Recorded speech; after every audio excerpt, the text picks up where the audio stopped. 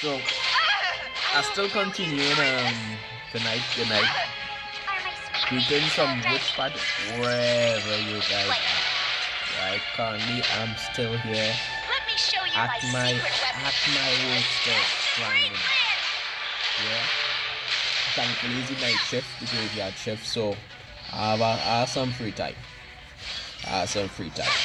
So what ended up happening is that I did watch the previous I think it was round 2, year 2, right? And I was really out of played, boy. I was disappointed. In Xander. Worse yet, I was disappointed. What is that guy name? Kjamiee or something? That boy, that man is hot so like coming out of global just don't have nothing to show for themselves. Yeah, that's only. It seems that the only good in casual ladder. And the majority of time, like for the entirety of the World Cups that been happening, is either or Japan just ruling things. And to make it real ironic, like their server come like way after ours who in the global server. Yeah, they come way after and they just cooking people more. Yeah, so a lot of the time they're just showing that global server doesn't even have a lot of mouth. Look. Yeah, really gassing. So right now, when it comes to people who are rooting, I mean still I watching back at the replay and they are highlighted. Hats off to everybody who participated. It has some plays where it was very questionable in terms of the draft, I should say, because the drafting does make up to the bulk of the what is about to come, and then after you have to kind of spearhead it with a bit of how you make your turns and sometimes a little bit of 20% luck. It was something else. So in terms of anybody who are rooting for right now, only one of my favorite players inside there is what's his is KJ. I really like his play style, right? KJ and let me see who else I am rooting for. I was rooting for, both rooting for still Kjamiee, right? Because I believe he still have a chance. KJ really out for blood, right? But sometimes he could get very cocky, and it may be his downfall. So, but still, he's still one of my favorite, right? I was really seeing Okizu winning this whole thing, but after seeing this guy back to back, bro, he's just like a big flop. I really see him like if this man had aligned himself to the Exodia draft, yeah, bro. Oh my god. Anyways, moving forward. Yeah, so it's only KJ, Kjamiee, and who else, boy? Who else I have in mind? It had nobody else. Some global washed.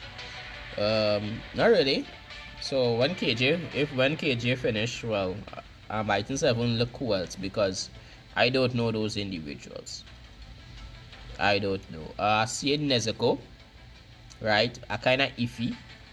Nezuko, okay, right? He playing out of his mind, right? I believe he do have a lot of training from his peers and them inside his skill.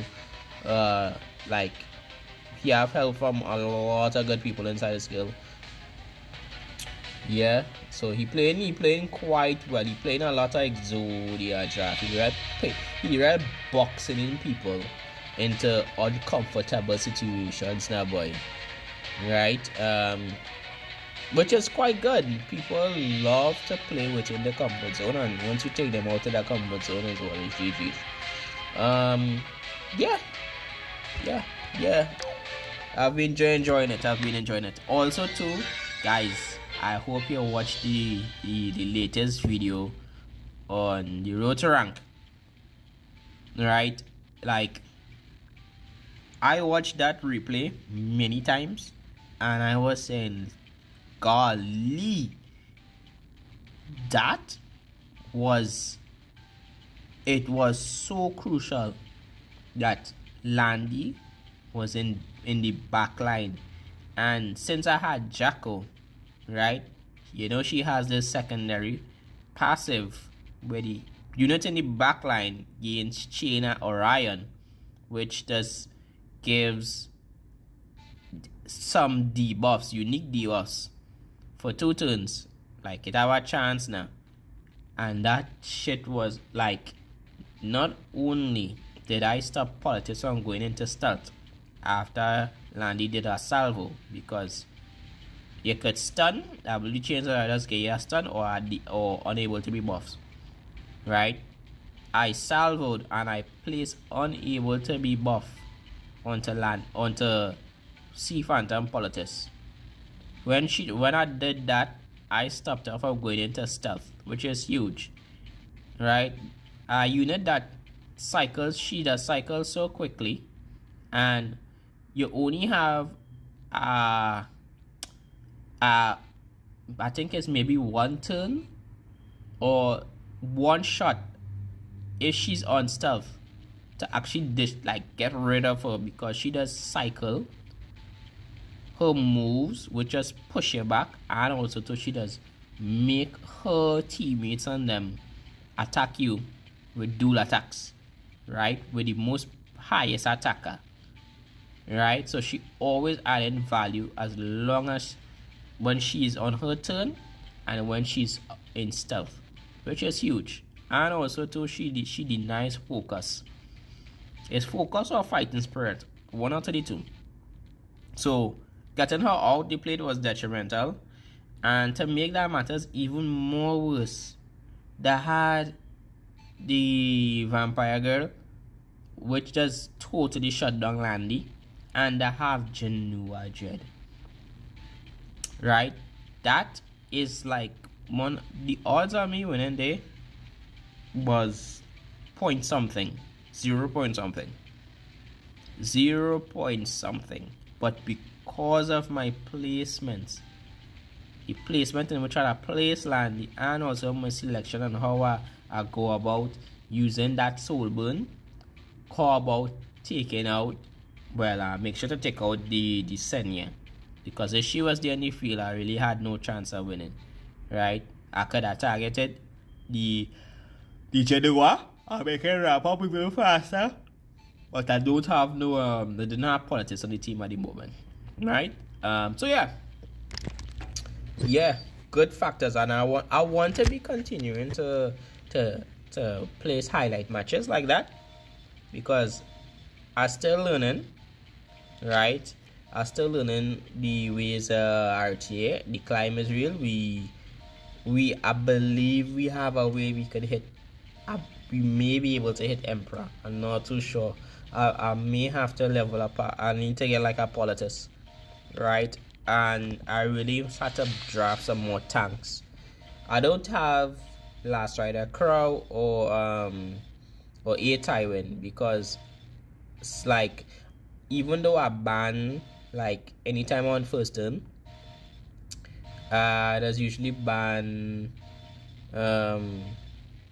ML Luna, and as ban Liar. Believe it or not, I just started ban Liar. I don't want to give my opponent the chance to cleanse and CR push, and also have dual attack options. That unit is just she's ridiculous. She is ridiculous. She's a hand guy and a dark horse on steroids, right? So I didn't play too much. I just only play enough that I could maintain my rank. Right now I'm sitting at 2200, and I need like 800 more points to reach into Emperor. But I believe I can reach into Emperor, but at yet I believe as long as I play But this is like reaching the champion is like this is the first I've ever climbed so fast. So that will make it so amazing. Like I've been playing this game casual for like how much years? Maybe 3 years. I've been playing it casual because usually I just be playing a lot of Street Fighter, as we play Guilty Gear, Call of Duty, Division. I love playing Devil May Cry. I love playing the story mode games, right, on my PlayStation. And taking my time, like gaming, I just be around, right? I just be around, and I've been having this game on my phone and on my tablet for quite a while. And I just log in, I do my dailies, and you know, if I have a motivation, then I just grind it intensively. But if I don't have a motivation within like in a month or something like that, or for a particular thing, I just take my time. I just log in whenever I feel like to log in. I do what I need to do and I jump out. Right? I have 2 or 4 friends, like IRL, who does play this game too, and we just all play this game quite fast because it's nice. Yeah, it's a lot of vibes. So currently the main matches I'm about to start, they go start in due time because we have to do a lot of advertising, setting up, and them kind of thing. So right now we just kind of working out a little bit. Right, also too, welcome on in. I'm glad you guys could join me. Also, we hit 5 subscribers. Thank you very much to our latest subscriber. I really do appreciate it. Also too, please, having subscribers is cool, but having active people, active community who go like the content that you made, and the comments. I really love the comments. The comments is where it matters as well. The views and the comments, because that is a way that others get to know my community, know you guys. Like, or you just point out stuff what you like, or point out suggestions that you would like to see, because I doing it like this year. I just want to make it as close to my passion as possible while improving on my content. Yeah.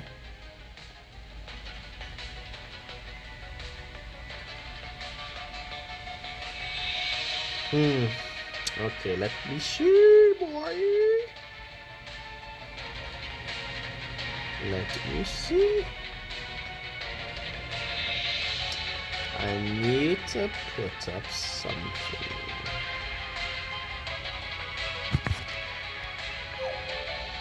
Yeah. Oh, I like how my mic is though. My mic very clear. Look at that. Poor boy. Papa. Just now, I'm gonna post some things in the group.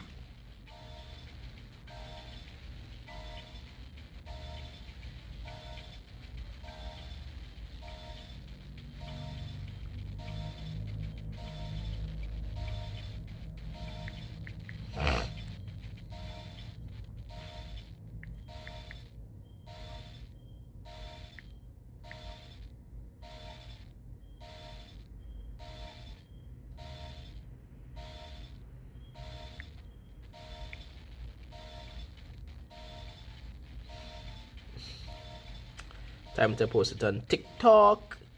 TikTok. Alright, so these Olympic medals look great when they're Yeah.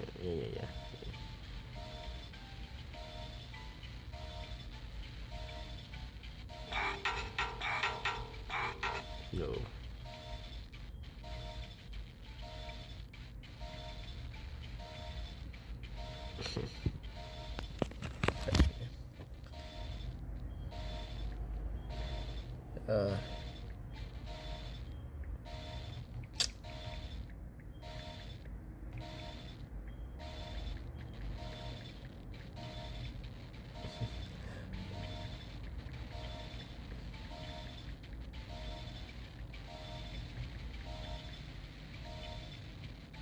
Yeah.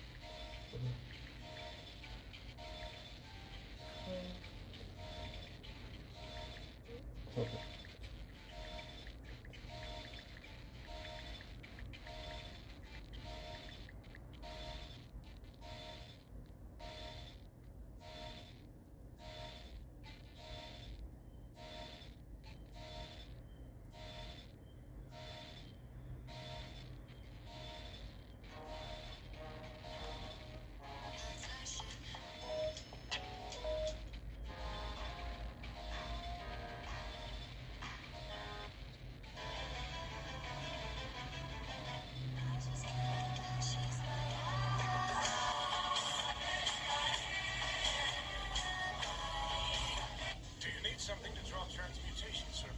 No, that's okay.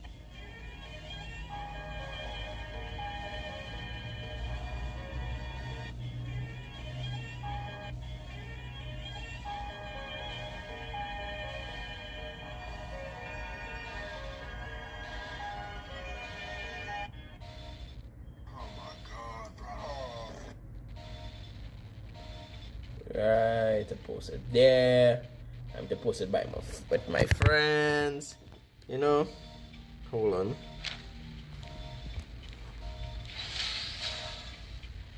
Hold on. Yeah, copy link. They're still doing this thing, so okay.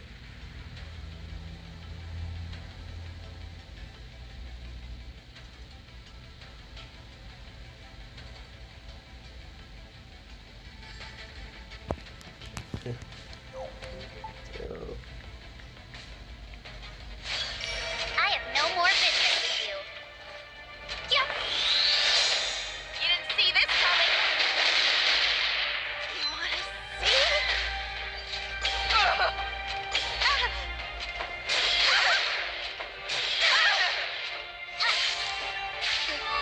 Go away. Answer me. What happened? 1, 2, 4. Who's gonna snap first? Are my sweet babies all ready? Quite the not. Full frontal assault. That's in order. Yes. Yeah. Do something. Yep.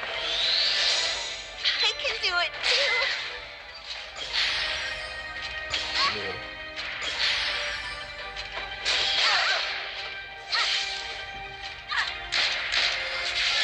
Listen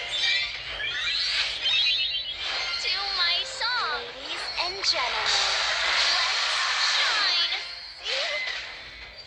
Green Engine, assemble. Oh yeah, we're unstoppable. Let me show you my secret weapon. That's the great man. Hey, I wonder if the bestie go come true, boy.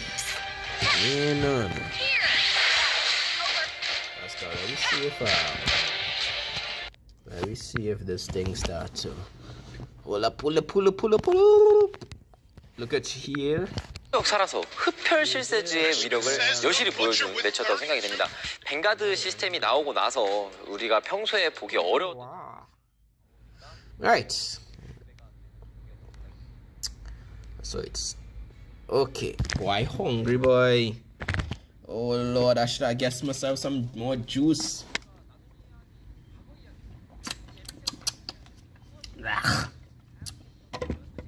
Fruta?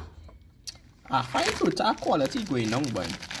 Really? I find fruta quality. I love myself. I love orange juice. But I find it going down, boy.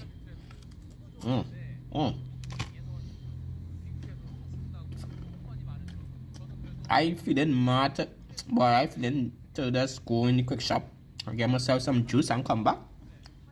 Give me one moment. Double check.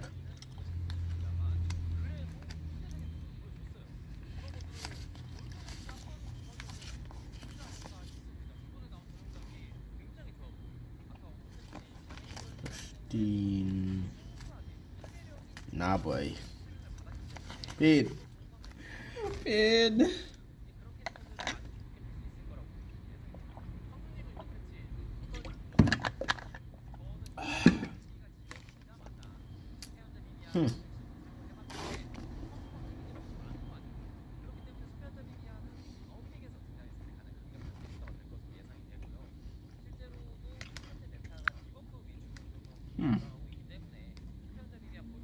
정말 많이 볼 수 있을 것으로 예상이 됩니다. 또 시노레 루나 같은 경우에는 확실히 시노레 루나를 사용하는 소택 스피드덱이 하고 있는데 확실히 쟁쟁한 선수들이 모였다 보니까 320의 속도도 부담되는 세상이 와버렸단 말이에요.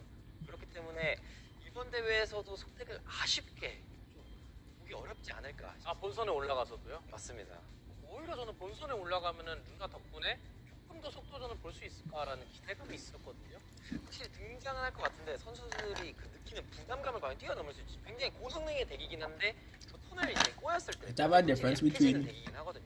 그게 you're playing from your house. 한번더 목숨이 남아 있다는 게 속도전으로 basically 한번 테스트를 해보고 싶은 선수들에게는 굉장히 no 좋은 기회가 no 아닐까 mark on your back. 생각이 듭니다. And you're just playing casual, even though it kind of competitive on right here. 분석을 했더니 Now you're in a setting with all to lose and much to gain. 저는 8강 경기 중에 Yeah, 벤더랑 that 속도로 연기를 뽑았는데 You have 2 strikes and you're out. 굉장히 많은 And you had to hold that L until the following year. 나는 Imagine, you have to hold that L till the following year. And the guy who beat you just giving that middle finger. 스스로가 그 희망 아니겠습니까? 황준님은 어떤 경기에 주목하고 계십니까? Alright, by the meantime them yapping, let me continue on trying to continue this story. By the way, bestie, by the way, if you're inside here, I think your Europe service when I was got a guy in Titan. Away. The Europe server was one of your best servers because I don't again really enjoy this. exceeding you with a lot of free units, eh? Boy, the story behind this man, boy. Just You're because ready to rumble? the luck was spiking, and you know you get them the when you start the game and you're progressing, right? You just have a period when you're summoning 5 stars left and right. You're summoning moonlights left and right. Because of that, he stuck. He said, "Boy, I can't stay on the Europe server." I was like, "Bro, no, don't do that, Dan." And that man stayed the horse. Yeah, get a whole bunch of amazing units. But you know what was lacking? Yeah. And his Wyvern team, he was struggling. He was struggling with the Wyvern team and he wasn't seeing how much progress. Yeah. So he just had to say, boy, that's to give me a headache, eh? But he been trying with the Wyvern. I say, don't give up, boy. Yeah. Don't give up. So the last time I think I helped him was just organizing his Wyvern team. He did reach up to like I think his Wyvern 11. Wyvern 11. He been farming Wyvern 11 and just crafting gears to build his units now, boy. He has like his account is like set, bro. But life happened and he just kind of fade away from it. Right? And truth be told, look him right here. You want to know how? That's his account right here. This is his which chat he is. Where is it? Look him right there, Kid Ghost. Yeah. And how Dan we had same taste, bro. Like LQC was one of our favorite units. Yeah, so up to now I still have him as a admiral inside the guild. It's a guild we made. Right? And we continue on the legacy. I still have him as a friend, and I ain't plan to discard our friend request that we have right now. Okay, we have some summons. We ain't gonna get nothing. We ain't gonna look for to get anything really actually. Let me see, boy. I starting to get hungry, boy. I really feeling to go and get some doubles, huh? Yo, it's have anybody from Trinidad here, boy? Like, all you find a way to get doubles at this time of the night. But wait now, it's 11 o'clock. Dog, it's no doubles man out at this time, boy. Pain, boy. Okay, what was summoning for again? Let's take someone. I would like to get Landy, you know. Let me touch on here. We got Edda. Let me do some refreshing. We have 4 minutes before the start the actual casting, so we have 4 minutes. So let me just refresh the shop a little bit.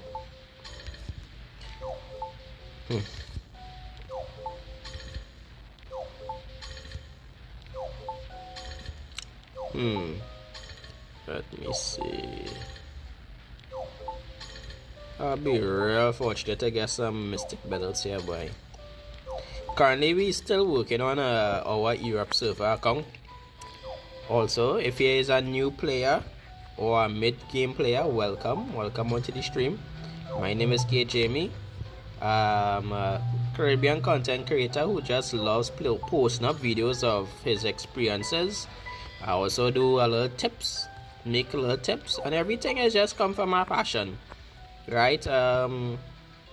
Everything has just come from my passion, and you go see is some things that you may feel how to pay it by. It feels similar, and I'll give you some things to help you guide you along with your progression. Yeah. And do some showcasing of some other games as well. Everything comes and goes. I'm also thinking about having it as on my main channel, right? Where I post all my main videos here, but I know I cannot split it up now because I have various types of passion.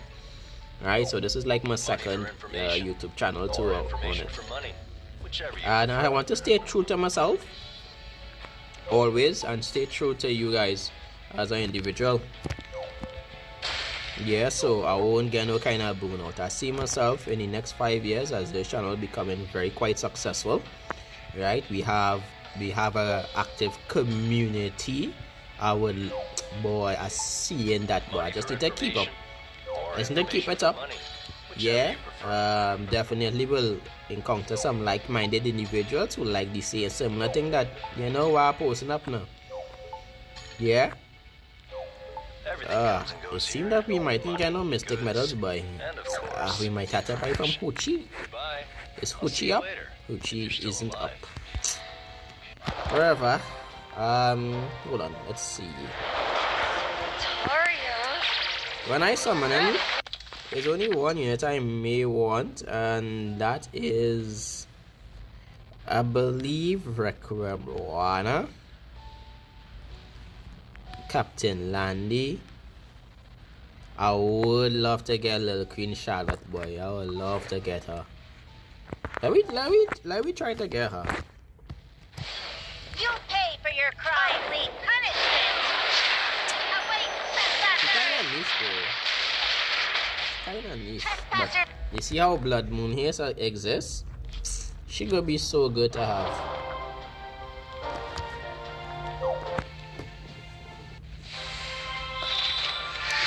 We'll do some summoning. Today, I think No, I do nothing much on Epic 7. I just try to complete the story. Yeah, and do my dailies. And I'm thinking about making a video on the new Summertime Limited. Right? A lot of people are crying though. And I can get that because here it is, the maker unit that obviously when you look at it, she really enables a lot of high tempo teams, right? And high tempo plays. Oh, we got an ML unit though. I don't know. Spark? The whispering Oh, wind we got whipped Sid. me on my way, while the sun illuminated my. It was the beginning of a wonderful journey. Wow. I'm glad I could do this with you guys, boy. Yeah, so she has a kit where it gives you a free soul wounds, and she's a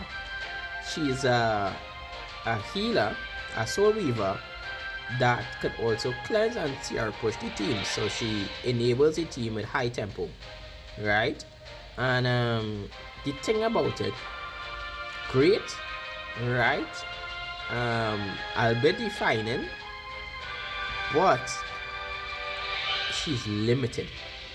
So it brings a how competitive are you and how much you want to win, or how much you want to get ahead element inside the game now, where the squeeze, the force in your hand that if you want the best chance of staying competitive or staying ahead, you have to buy this unit. Spend your money. If you want to secure your odds, you spend your money on getting this unit. And that is the only gripe I have. That is the only gripe I have when it comes with that new limited. What's her name? I forgot her name. I think we could watch it together on YouTube. How about that? I think we could watch it together on YouTube. Let's do that. So far, Edda, I plan on building Edda tanky AF. Like tanky 230 speed. I want her like maybe 2k HP or 23k HP, and a lot of effectiveness and effect resistance. I also too would like if they could add in a secondary effect with her S1 in terms of like it have like an extra attack like Solitaria, boy. The S1 damage scaling, the damage scaling on the S1 is it kind of meh, boy. It may. But I guess you want to do solo target. I understand that because AoE does trigger so many abilities right now. Oh brother.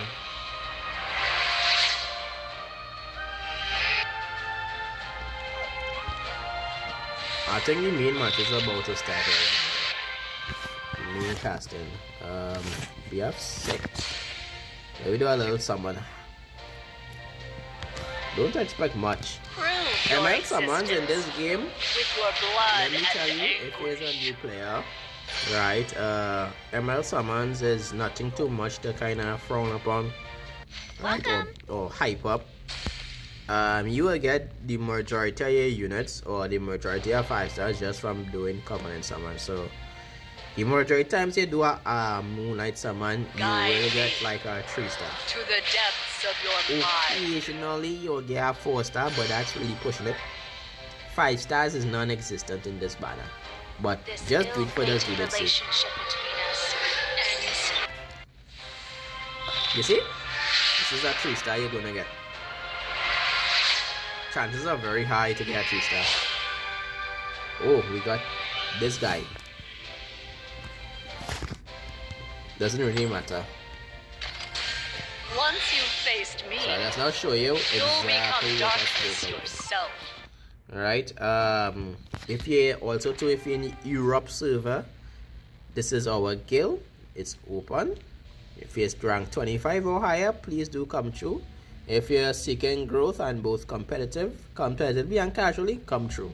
We welcome you. Alright. Let me see what's going on with these matches, really and truly. I hope this stuff. Oh.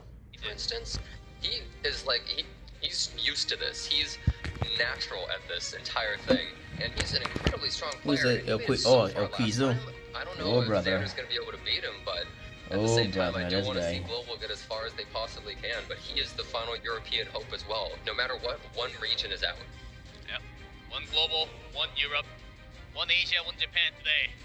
And have 3 being eliminated at the end of tonight's key hero. We have Xander. Really like wait, yeah, that fight Danza? Oh no. He does have a positive win rate. What I expected, since when you look at their most picked units, that Abyssal Youthine shows up so much. And Xander, we've seen him time and time again build his strategy around that vigor buff. And now, looking at Oski's Danza coming back from this? No, ain't no way, bro. 4 place turned into wins. That is an insane conversion rate. So fighting over her as well as Abyssal Youthine in conjunction to play them with each other, I think will be huge to the key of these players finally squeezing out their way to that last and final day. Yes, Jenna? Do you have anything to say? Oh, no, don't worry about it. We're in the draft. No worries. We're in the draft. No delays whatsoever. We're going straight into the first match of the lower bracket, number 2. Match 9. Here it is. Xander on the left. Oski's on the right. Here comes the Can we see another double ML Politis ban? This did happen yesterday as well. People really not wanting to see this character at all. And of course, ML Bloon is banned. I think we've only seen 1 total game out of the entire tournament of that unit. Banned in every other instance. It's just way too oppressive. Players picking pretty quickly. The Laya into the classic Death Dealer Ray Ambitious Tywin. This has become such a staple of the tournament, trying to secure those units because it gives so much offensive ability, so many debuffs, and your opponent's immediately on the back foot having to deal with all of this. Excellently put. I think one very important thing is that these players have played this variation of this opening so many times that they know exactly how it's going to play out, and they're just taking their odds. I think what's really going to decide this series is after this first game, how they approach, the next set of pre-bans and how they break down their strategy. Maybe tailor their ban, target ban their opponent a little bit will be the key here. But for this match, though, I do think Xander has the bit of the lead. When you have that Laya, you always have the option of playing No, don't pick Landy. You have the option of playing Lua. That oh, she picked Landy. That means he could use this skill to deal with the who has counter Landy. Oh my, okay. Very good, not bad. Good recovery. As you see on the left side, she's immune to the sleep and stuns. With Moon Bunny, he pushing a lot of CR and high tempo. And Okizu more going with a tank down control kind of draft. Because these units are almost like Horse, is very slow, but they have a lot of status. And stun, and sleep in his come so far. With 1 mitigation, with 2 mitigation units. Yeah, wanting to secure the DPS unit for himself. I mean, Albedo's she's like the Swiss Army knife of playing turn 2. She does a little bit of damage mitigation, she strips buffs, she applies debuffs, but on top of that, especially we've seen, like 2 days ago, I believe, she is a strong damage dealer when you're looking at a team that doesn't have a lot of HP. Navy Captain Landy, Bunny Dom, decently bulky units, not going to be holding it down all day versus the Albedo, but there it is, the Nogwol comes out. Whenever you have the Laya, she is on the books for you. You cannot pick Nogwol into the Laya, and oh boy, the Laya player just getting so ahead from being able to swing out the Nogwol and blasting the opponent, resets their cooldown, puts on the bind, so you no longer have access to counterattacks, and now you're even getting a unit sealed every other turn. What's also incredibly good is that he already has the Moon Bunny, which is a partial counter to something like Knockwall. So he's not only able to block off it from the Death Dealer Ray that he's using to counter it, but now also he gets to pick it with the Knockwall, and he has that first turn advantage, which is really nice for him as well. And it looks like his final pick, he locks in the Aiden. He's trying to pick some characters that are really good at dealing with this MLU Fiend, as she is sort of the main carry of Oskizu's team, but you still really have to watch out for characters like Death Dealer Ray and potentially the Albedo even at being able to deal with this Aiden. to pair up with the Yuffie, thinking about that Blizzard haste is locked from Oskizu. We have the draft boys. Ah, boy. This man, boy. Alright, bestie.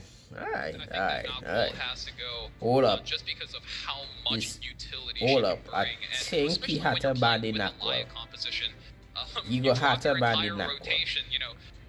Laya, Right, you just reset, you suddenly all of your cooldowns are back. You can steal a second he target. may have to and in ban a the time, haste. there it is. Taken out Wow, right yes, away I know alongside that. last big Nakwa blow does just piece. disable Whereas a a lot of high-damage counter team play. like Xander's running, can't keep him around. So, Let's see. right now, Those post bans were with correct. Danza, Go in, starting with right, you Laya. have two Xander on the cleanse. left.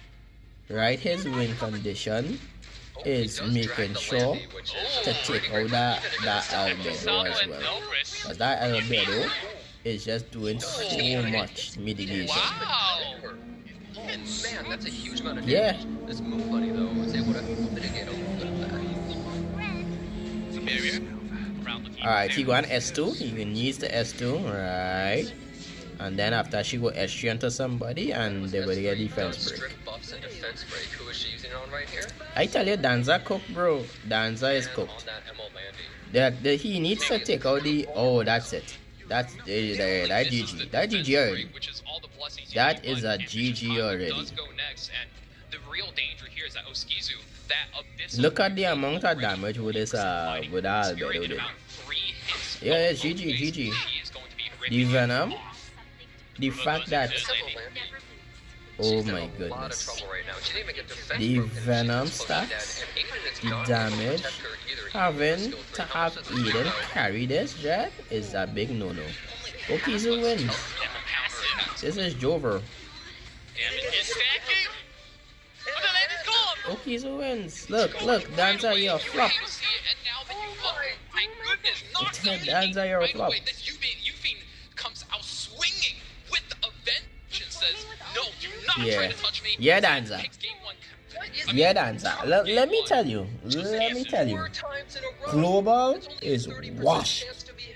Unless Danza could show and prove that, yo, I can bring the best units in the game and outdraft this guy's third jet.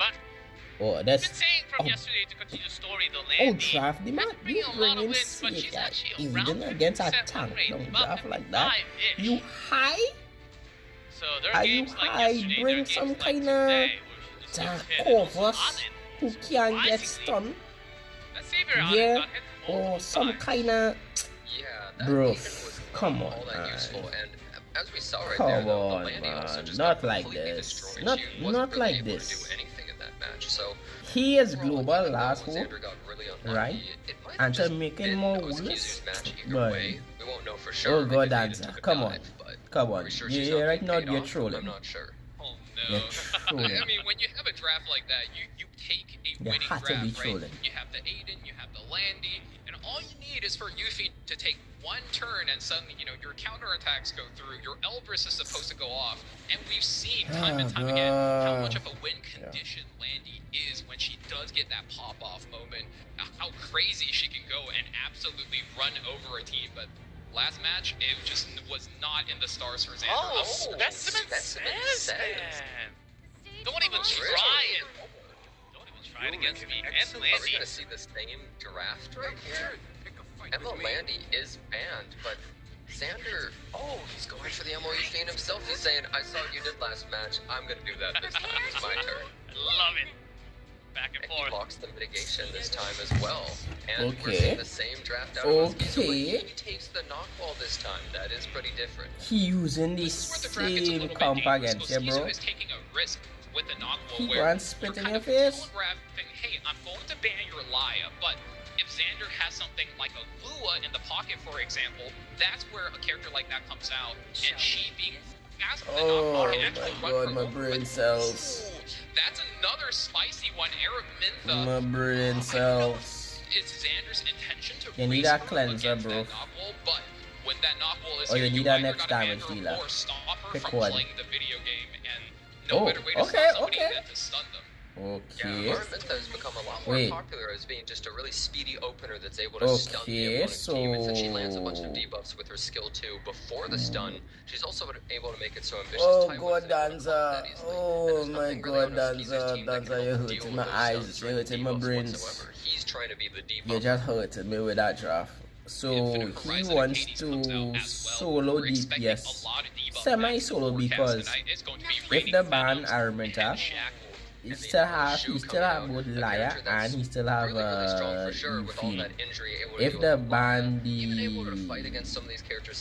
Yufine now is somewhat of a race against time with Laya only. So I think most highly likely he had to ban the Okizu have to ban the Yufine, and Danza had to have to ban either between the. Oh my goodness. Okay. Okay, so they're on a timer now. Yep. Yep. He's cooked. He is cooked.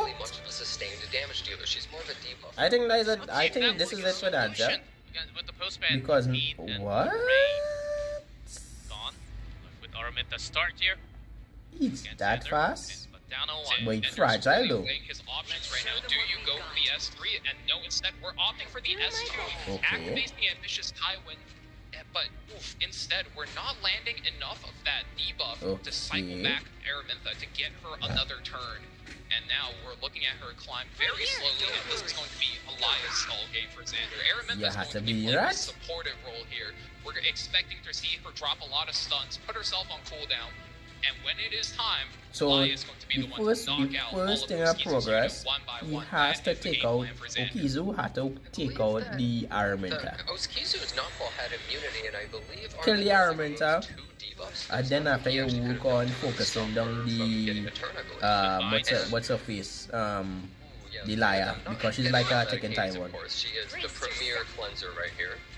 Okay.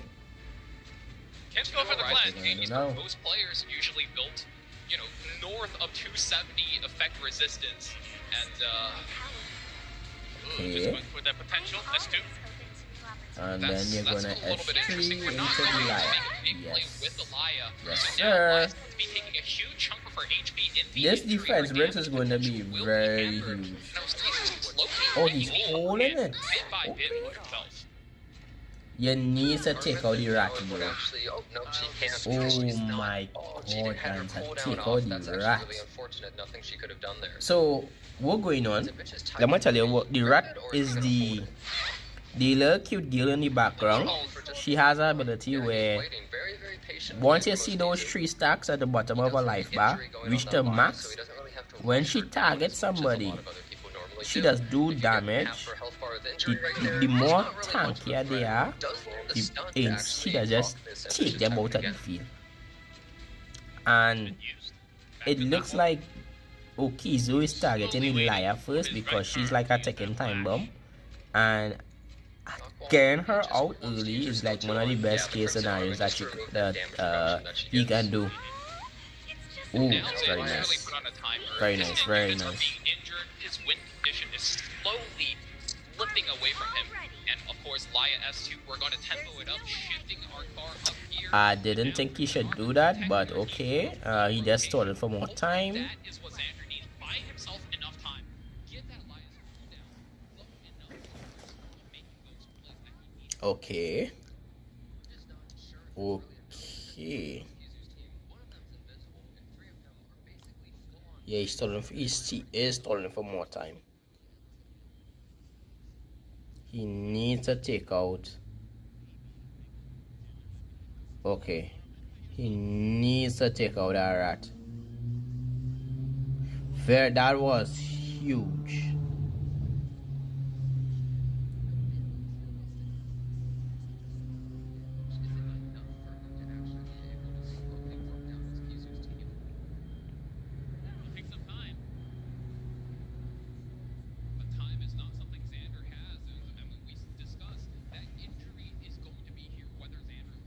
He cannot target her. He needs to target the Albedo.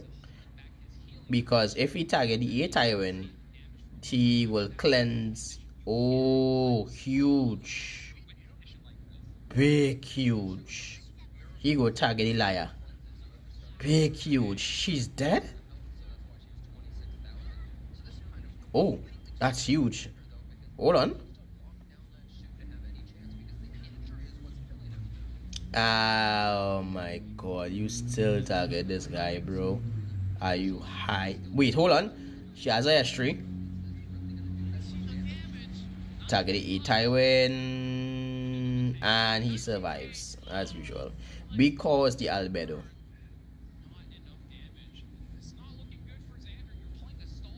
But I believe he died in the next 2 rounds, in the next 2 turns. Hold on. She could. Oh, okay. Nah. She need to save it. Oh, okay.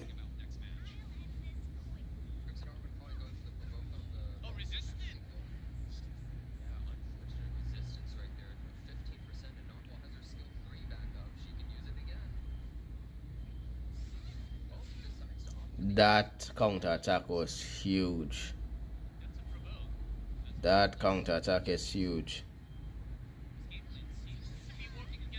That counter attack is huge. Hold on. Wow. He actually get it. He has to do the S3. Do the S3, bro. YOLO. YOLO. YOLO. Get him out. Get him out. YOLO. Do the S3 and you coward.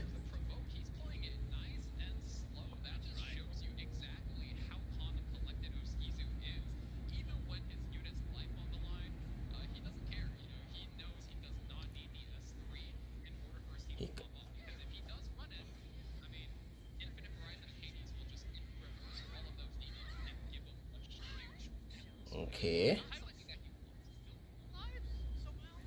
S2. Alright. Wow, that was huge. You have to target the knackwall. Oh, he target the mouse. Interesting.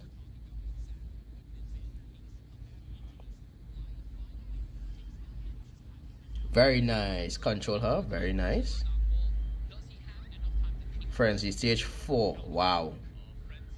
Shit's gonna get real tough now.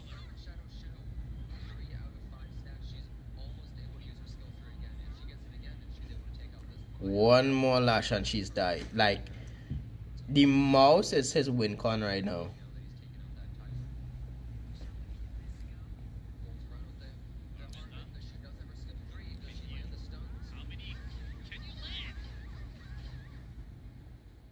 Nice resistance though.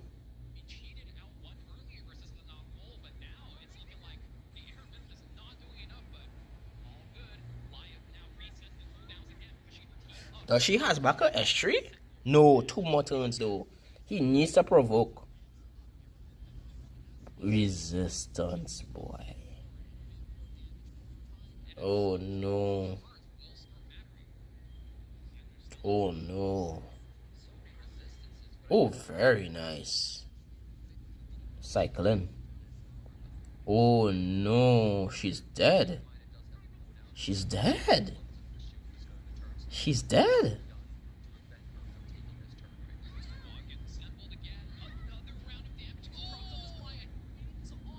Look at that. That is what you get.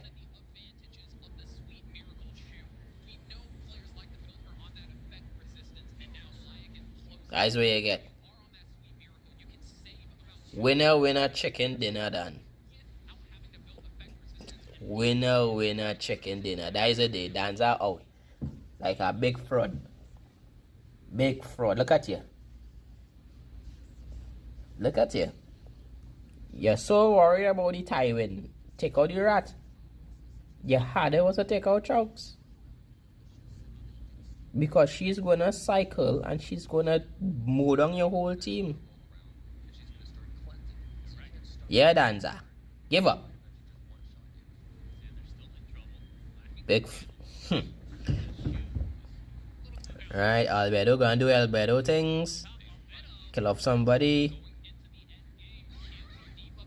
Oh, that Guardian Ice Crystal saving she boy. But she's dead anyways. I don't know why he didn't take out her even sooner. Use your S3 now, boy. Use your damn S3. Use your damn S3. Use your S3, bro. Use your S1. Okay, alright. I think he doesn't. He needs one more turn and he'll get back his Oh, that's a huge provoke. I think he needs one more turn and he will get back his S3. Danza need to get like 4 stuns in a row, which is very unlikely. He won't, and nope. Ain't no way he come back from this. Ain't no way.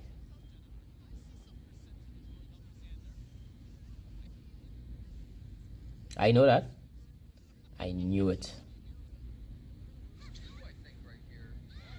Alright. What you gotta do now? What you gonna do now? Nothing.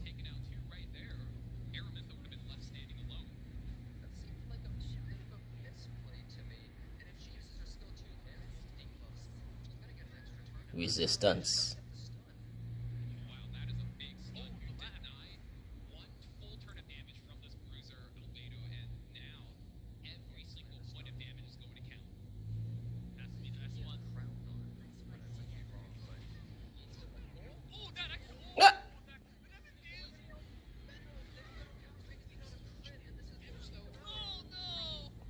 Oh.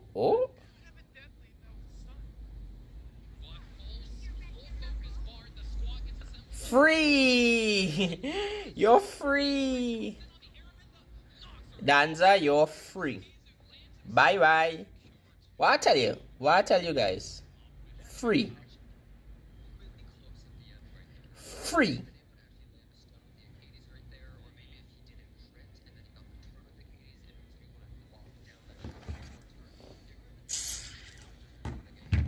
One set of failure thing. I don't know why. Oh God, Araminta with that so little bit amount of control.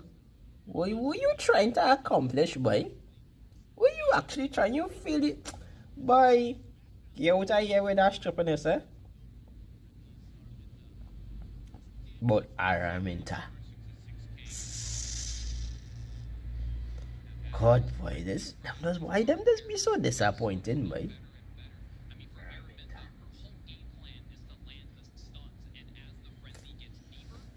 Yes, boy, hey, you gonna try though.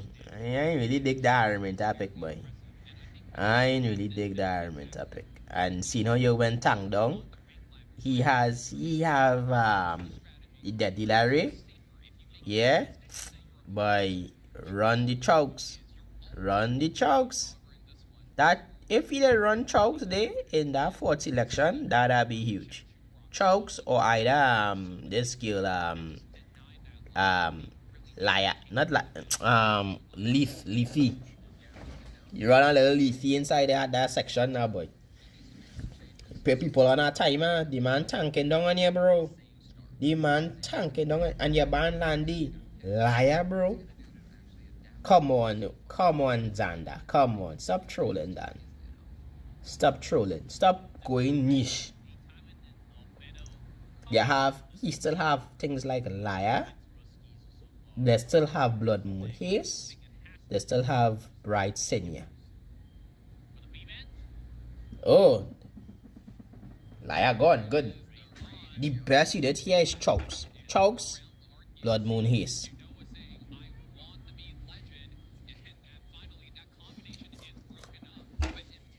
Oh my God. Please, for the love of God. This her with wait, hold up. You sure, Dan? You sure about this, boy? I mean, yeah, no. But you have to get Moon Bunny Dominel. You have to pick Moon Bunny, and probably have some other carry. Okay. Oh, okay.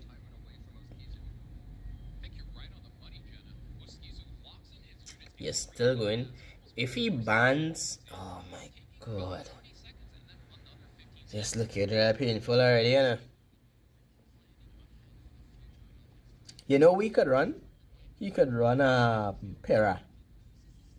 Ooh, okay. Oh god. Oh god, Xander, you're trolling. Oh god, Xander, you're trolling. Oh god, Xander. Oh god, the same thing I said. You see, that it have right Senya and flicking Haze on the line. And he picked two. The man had the Exodia, bro. Ain't no way. If he had to go now, he had to use units like Conquer Lilias, and he had to use units like flicking Extinction. No. Dark Corvus, bro. Run it. Run the Dark Corvus. Run the Dark Corvus. Dark Corvus or chokes. And then you ban Haze. You're literally HP skilled unit. Oh god. Oh god. This painful, boy. Oh god, boy. All he just has to do here is ban chokes. And it's GG. All you have to just do here is ban chokes. But at the same time, he forcing the hand to ban Iseria. Right? Because right now he could just run what's called this unit by Angel of Light. And he gonna make that play obsolete. He run Angel of Light or you run Edward. What? Okay, nice. Okay, alright. Okay. Tournament life on the line. For sure somebody go and die off the bat. Danza go and take a big L. 3-0. No, 0-3. Calling it. I'm calling it. 0-3, boy. 0-3. Counter attack. Right. Okay. Right, and she kill somebody off the bat? Yep. Alright, with AK. Yeah, he's dead. Right. A big fool. Yeah. How you feel, boy? You're gonna lose. You're gonna lose because you're free.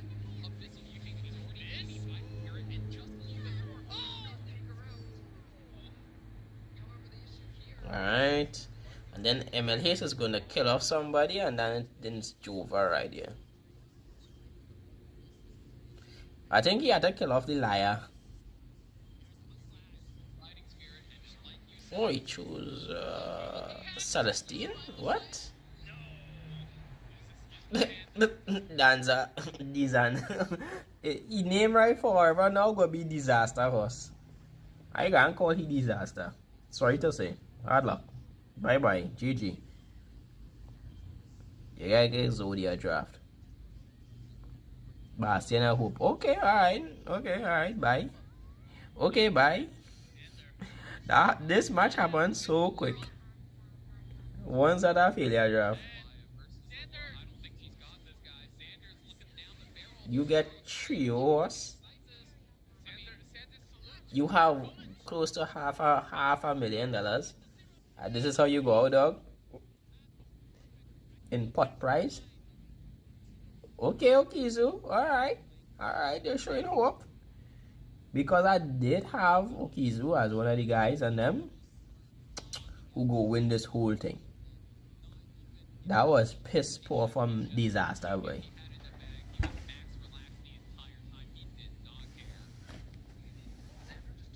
Yeah, he get bad. He get bad. You trying to play the man at his own game. The man literally playing Tangdong. The man playing Tangdong. I cannot say my Tangdong and control. And you trying to go slow with the man. You higher. You supposed to one shot the guy. The man using you have units, you're missing out units like strays. Strays the man.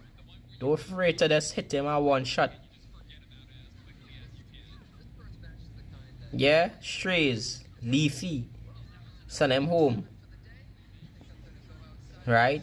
You use units like flicking since he have haste, right? You use LQC. Hit him the one shot.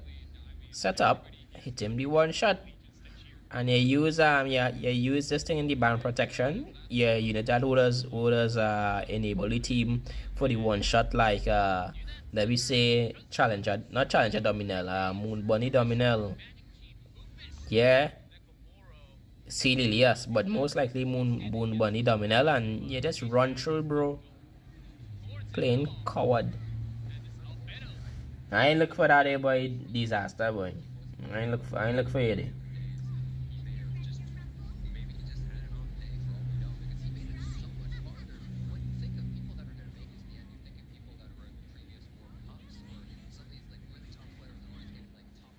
I ain't look for it. I ain't look for it. I ain't like that. I ain't like that one. I ain't like that draft.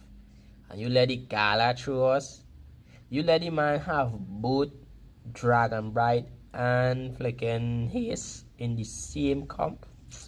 You look for that loss, bro. Ha ha ha. Yeah. Yeah, you look for that loss.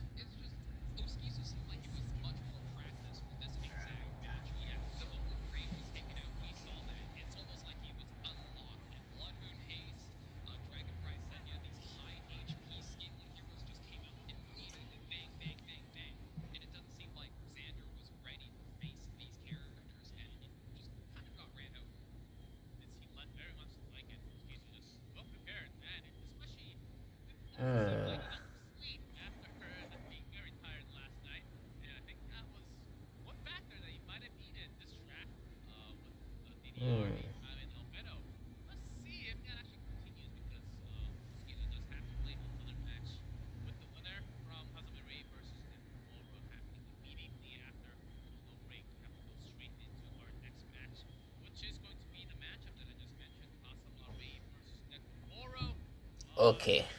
Why this guy looking like a hobo, boy?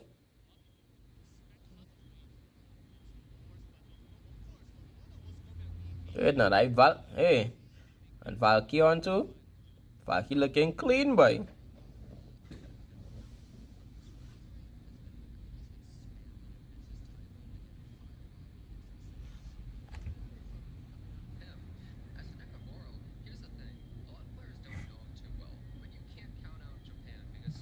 Anyways, let me hear what they're saying too. At least.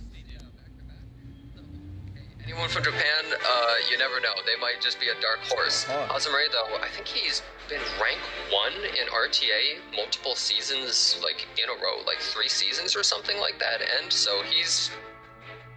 I'm not surprised people think that it's crazy he's in the lower bracket. Astute analysis, I mean, just like you said, he's been in Hall of Fame multiple times, and he's always on the rank ladder. He is extremely experienced in many of these matchups. So we're seeing a really interesting dichotomy where Nekomoro, he's honestly, in his own words, he said, I was a casual player before E7WC this year, and I thought I'd just play for fun. And somehow I just kept winning, and I just kept winning, and who knows, maybe if he studied hard enough and he did his homework, he will keep winning past Azumare, and if he does, that will be a sight to see. It certainly will, as Nekomoro can certainly step onto that plate of being that top 3, or into top 4 first. Beating Azumare from the lower bracket would be an achievement for yourself, even if you don't become the champion. I think that's one line that you can always put on the E7 resume in the future.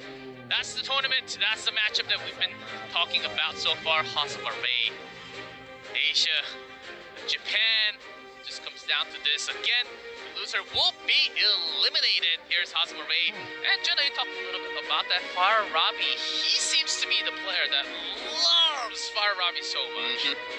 He was picking her a lot when people don't really value the character that much, but he would even pick it relatively early in the draft, I think in the 2nd or 3rd pick, and he would really make the... Yeah, boy. Kid, I look real young, boy.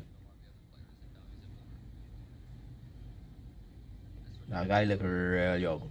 Jeez.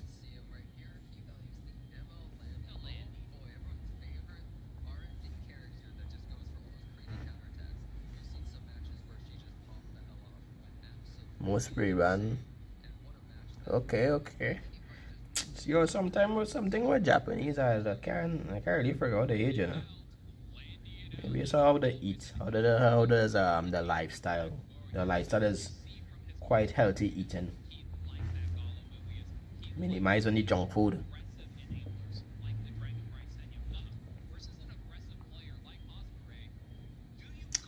Wait, I like that kind of pre. He protecting the landy too. I have an interest in that because currently one of my protect bands is landy. So anybody who does do this protect the landy is something of my interest too now. And I'm also too. I want to start utilizing. What is it? I want to have in the top five. I really want to use George Kjamiee, you know. I really want to use George Kjamiee. Now, I just need some gears though. I'm gonna use that like a Nakwal. And we go aim to get the secondary limited unit. So we could make that happen.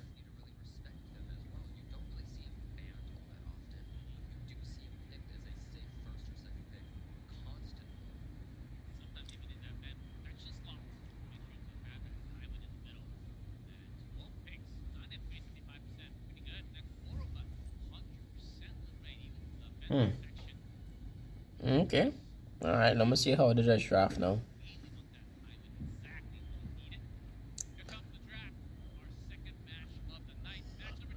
Oh, I'm very much interested in how these two drafting.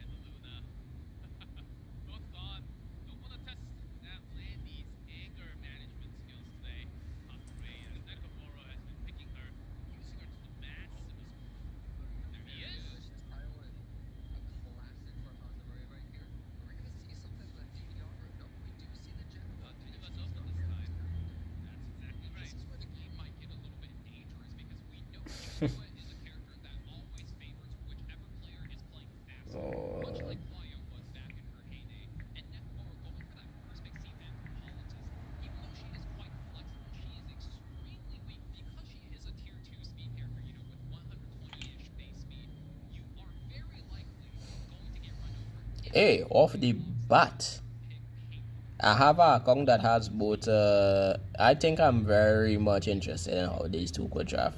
Yeah. So off the bat, he picked some two powerful units. A Tywin with Chinua horse. Yeah, boy.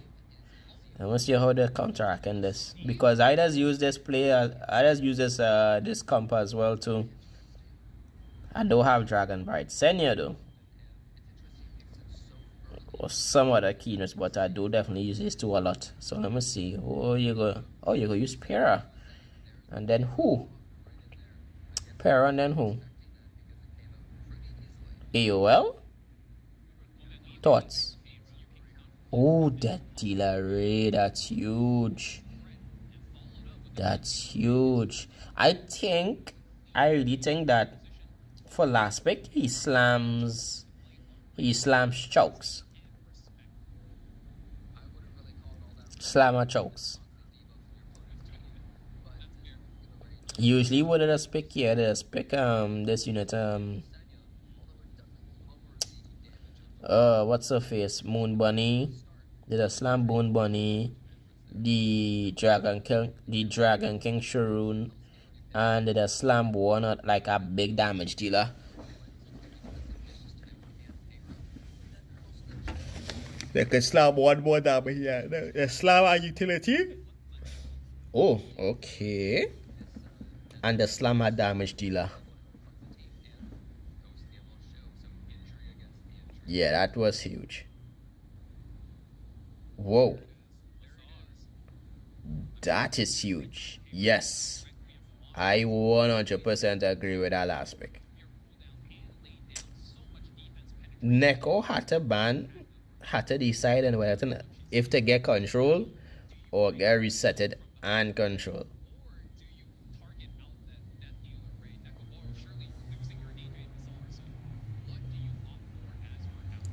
Yeah, boy, Hazama put him in a situation where he boxed in.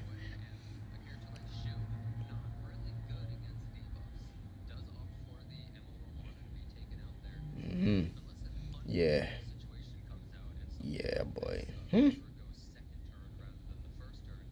This all depends on whether or not how fast the ray is, because right after the para attacks, this unit could go right after what's her face, Sea Phantom Politis, and that buff where she has could get stripped. So let me see what's happened. All right.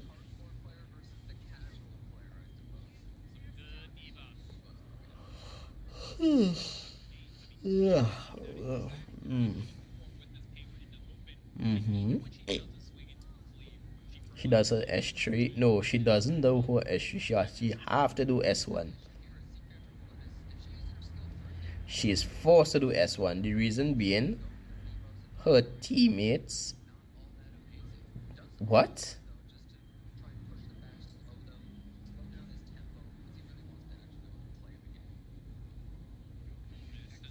Okay.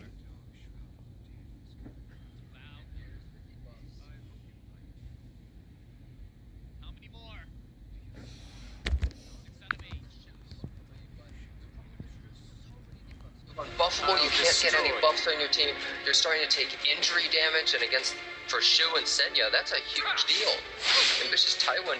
Oh, no debuff though. The Bastion of Hope actually coming in handy from this Shu. Yeah, gotta chip down all of those stats. I mean, with every single attack, Shu is going to lose that effect resistance, and that will matter more as you go later into the game. But big thing here is there is almost no way for Nekomoro to stop the Janua, but does land a bit of a hurt onto the Death Dealer Ray. Janua now finally getting his first turn. Does he go? Bite coming through. First bite.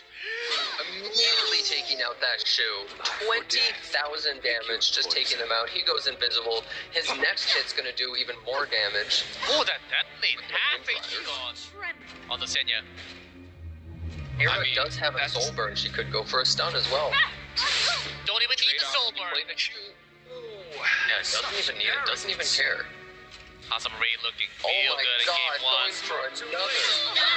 Second set, so many debuffs. There's the flash and the stuns. Okay, double. That is a lot of stuns right there. And this Ravi, she only has 16,000 health left. She's looking a little worse for wear right here. I mean, if there's anything that's supposed to take the win home for Nekomoro, take that opening 1-0 win, it's got to be the Ravi. You do send the ambitious Taiwan into the enrage, setting up so that when you do drop the ultimate, you can stun the Janua, but I think he's about to get that passive back. Another cheeky hit from the Janua into the defense break, and suddenly Janua back into his win right. Stuns immediately being gone. Yep, we're gonna start seeing a bit of a lockdown right here, where there's so many debuffs. The Taiwan, he can stun on skill 3 or provoke on skill 1. The Ray can just constantly sleep you with skill 1, skill 3. The Pera can stun, and then Genoa, he just brings all the damage right there, and there's not really much you can do on Nekomoro's side. And Nekomoro, I think, has to start thinking about game 2 because it's best of 5. You make an excellent Think about the long game. Trust me. This Ravi is locked down. Full team of Hazamare. Thinking about his ban is where he should start from game 2, because for this match, it was clear that he needed to take away the Sea Phantom Politis and not let Hazamare have it versus him. But when you do take a tier 2 speed unit, you will get run over by a Payra just like this, and once again, Soulburn, another stun out of this Ravi. Yikes! And she's taken out right there. Janua is so strong. With just the attack up. And that will be the first win for Hazamare. 1-0 up. Seemed like he had total control ever since that Payra in that band protection. And worst thing, that can't continue. He looks like he doesn't even care. He looks like he's just at his day job. No emotion on his face. That's one game out of the way. Full concentration for the next game, drafting. Just running that through your head right now. Faravi. Seems like Hazamare actually had a better game without the Ravi. Sometimes, you take away a pick from your opponent just to take them out of their comfort zone. But if they have so much ladder experience, they play so many games, they're either Hall of Fame or they're Hall of Fame adjacent every single season. Are you really taking them out of their comfort zone versus a seasoned veteran like Hazamare? I'd say no. And Nekoboro, I think, right there, being punished a little bit for going for that steal. And now, both openers removed for both sides. We are getting slower and slower. Wait a minute, I believe there's 5 total openers banned right now, the Emma Landy being the only one that isn't. Yeah, and might I add, very smart for Hazamare too. I mean, if the only way Nekoboro can win is through RNG, then, take out the highest RNG win condition and let's just draft Galaxy, draft Gap. Yep, right there, not surprising that you picked the Moon Bunny, able to counter that Death Dealer Ray, of course. Now, some people do like to double up on the characters that take 2 turns, so that the Moon Bunny can't really cover everything, and then they pick someone like Emma Lilius as well, like, for instance, on Nekoboro's side. But you do also have characters such as Zio that can beat that, so you really have to think super far ahead on Nekoboro's side, like, what is Hazamare actually going to go for? And Hazamare has his staple ambitious Tywin, which he's so secure with, and you really have to respect, because so many debuffs are going to come out. You need to have a character that responds to that ambitious Tywin no matter what. Exactly, Jenna. As are still some speed potential, like Lua and a couple others for that openers. Albedo will be the choice of Nekoboro for the second pick. Really slowing down the entire match and going for that Albedo. But what's his ban protection? This is really, really important because then Hazamare can ban protect something that counters it. He does opt for the Emma Lilius. He's setting up his team. He still needs 2 DPS picks potentially, but he has all the support that he cares about. And like you said, there are 2 extra turns, so once Nekoboro activates the Moon Bunny Dominion passive, Death Dealer Ray with his extra turn will just be able to remove that, so you're layering in these extra turns. Hazamare needs to think about how he can play around these combinations of units. May have a Dragon King Sharoon on 3, or you can just go for some high effect resistance in a cleanser. Either way, he's going to need to be able to lock in for himself some damage dealers, because a tank and a support so far, those are not your win conditions. You need these damage units to carry your wins. Shall I let you And the Faravi, the protection! Ravi, there she is. He is Hazamare. He's just saying, let me show you how it's done. And at 0 seconds left, he does pick the Lua. This character does not see nearly as much play as she used to. Now that characters such as Laya have become a lot more common. But the thing is, with the Ravi pick right there, Hazamare isn't really that scared of Laya because Ravi is pretty solid into her. So he's essentially saying, what are you going to do about my Lua? Are you going to speed race me, or are you going to try and play it safe and pick Laya? Because I already have something to fight that. Yeah, talking Laya, she is indeed available. You can double up. Normally, Conqueror Lilius outspeeds the Lua by about, I believe, 2 base speed or something in that range. But when you're up against Hazamare, one of the fastest players in the world and most experienced, might I add, maybe he's faster on Lua. Maybe give that benefit of the doubt to Mr. Hall of Fame over there. Yeah, you definitely have to respect that. Nekoboro here has a fairly low damage team, but he was really just trying to build up all the support. So who are his 2 carries really going to be here? Leafy with the exclusive equipment added. Wow. Okay, that's very interesting. Leafy and Shu, 2 blue units to try and deal with this Ravi. But I wonder if Leafy is actually going to be able to take out Hazamare's team. This is very interesting. Double ice. You haven't really seen it a bunch. And the new EE does help her a little bit more. Let's be honest, it doesn't really matter what Hazamare picks here last. It's probably what Nekoboro is going to ban, if it's a character that counters his team, especially since he has 2 blue unit carries. Down to the wire, though, and actually opts for the Gala Lilius.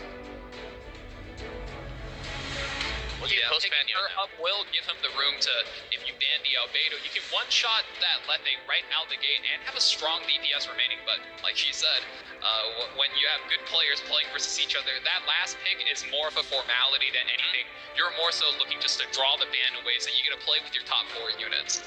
You just have to find a unit that you know your opponent does not want to fight against no matter what. And the post ban. And Lua. he does leave it up. Is he this confident? Very interesting, because the Moon Bunny is able to deal with this Emo Lilius. So how is he able to really stop the Gala Lilius? I'm actually very surprised that he left it up like this. The Gala I should think also he's just be banned. relying solely on the Albedo mitigation. That's something we saw happen time and time again. Instead of being able to collect the kill on the Lethe, now I think he's going to be able to chunk or push up the team. And if you could Let's still use stars. activate the Omens, What? The Moon Bunny Moon and Bunny is so Gala. much faster. And look at the Emo Lilius. It's actually so slow. It's almost as slow as the ambitious Taiwan. So he was never intending to speed race Hosmari from the start. He knew he was going to get second turn, and he has something going on with this Lilius instead. Speed tuning. A little different from Those Nekoboro. who chase pipe dreams His first target on Albedo. usually meet a bitter end. How much damage is that Just doing? dreams Not and actually fantasies. that much, all things considered. She normally is able to one-shot tank, so only doing that much really doesn't feel that crazy. 20% damage mitigation is nothing to scoff at. Leaves her with about 30% HP Oh, left. you need to run the flash. That dealer rate, Guardian Ice Crystal tops him off. How healthy are we going to be after defense breaks? No stuns. Honestly, ended up pretty solid for Nekoboro, although a lot of damage is about to come out from this Ravi. With the attacker, is she just going to pick one?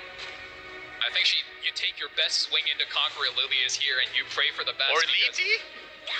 They See were Lilius. considering it, but 18,000. And We Sweet see the Miracle. Sweet Miracle Oh, wow. proc, but it doesn't really do all that much right here. Now, Nekoboro has all of his units going in a row. He really needs to bat back and actually do something right here against Hosmari. But It's with the those passive skill rock. nulls, it's a little bit unfortunate. Probably wanting to swing into this Galileu's, I'm assuming. Leafy's going to be able to clean away all of those other skill null bars as well. Oh, Some huge amount of damage right Good there. damage.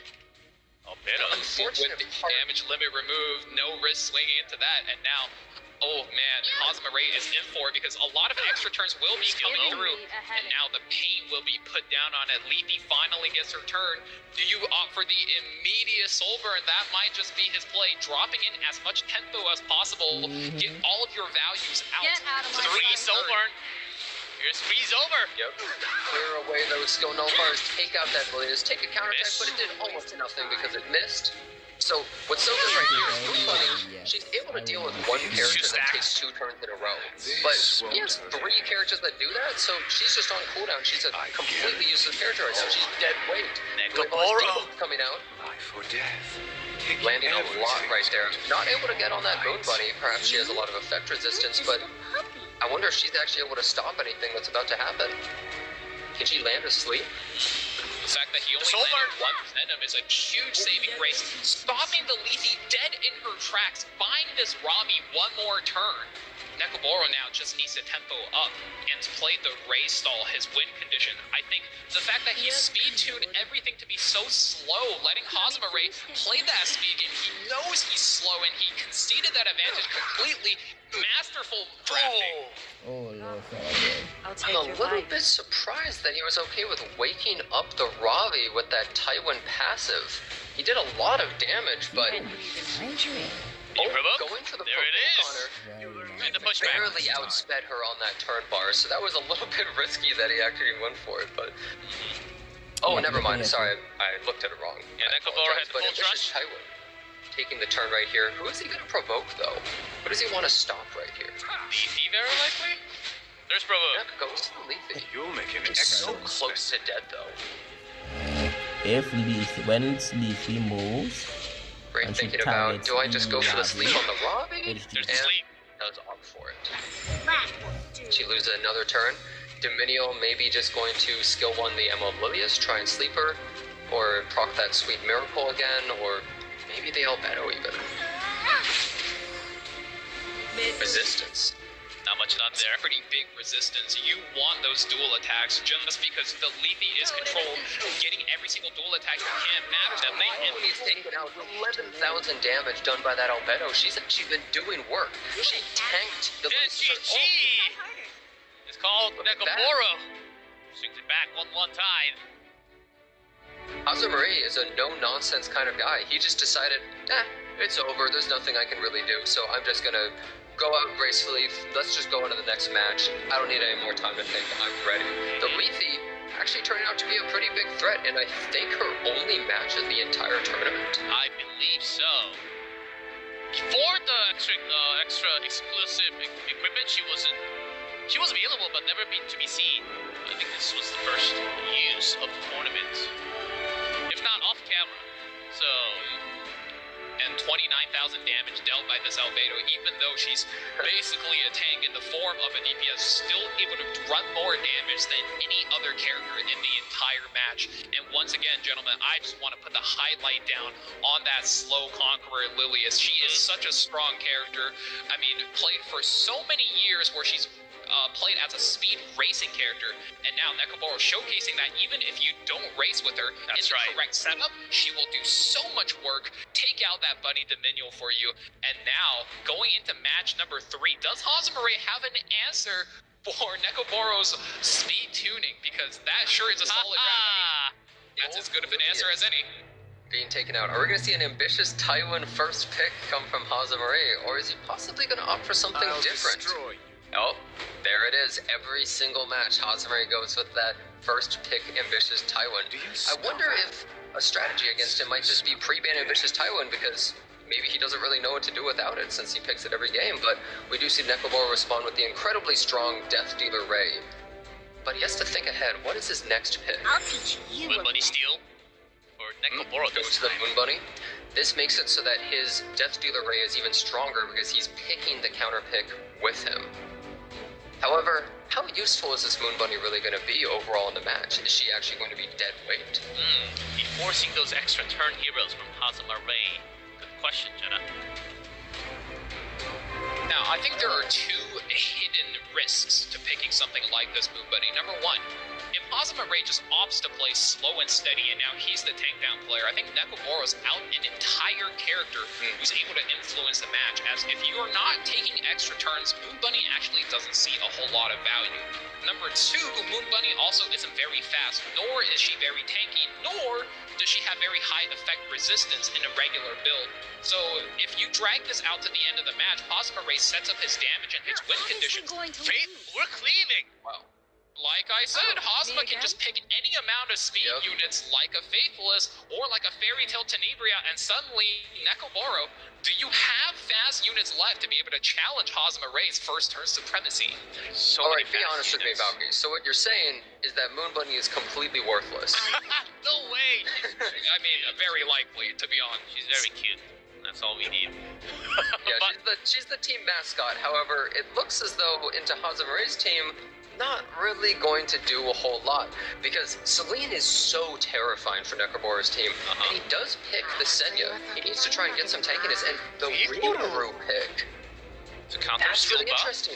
He's picking this because not only does it work into someone like Faithless Lidica, but it also works into the Celine pick as well. Being a Secret Art Storm Sword, every time Green Celine's popping off, there's always an attack buff for the Rimuru to grab. And for a slow and tanky player like Nekomoro, you know he's going to be tanky. Grabs your buff and zaps that Celine if he can knock her out of the stealth. As long as the Celine, as long as he has that Rimuru on the field, it's kinda joke. Unless he could reset with the Lidica.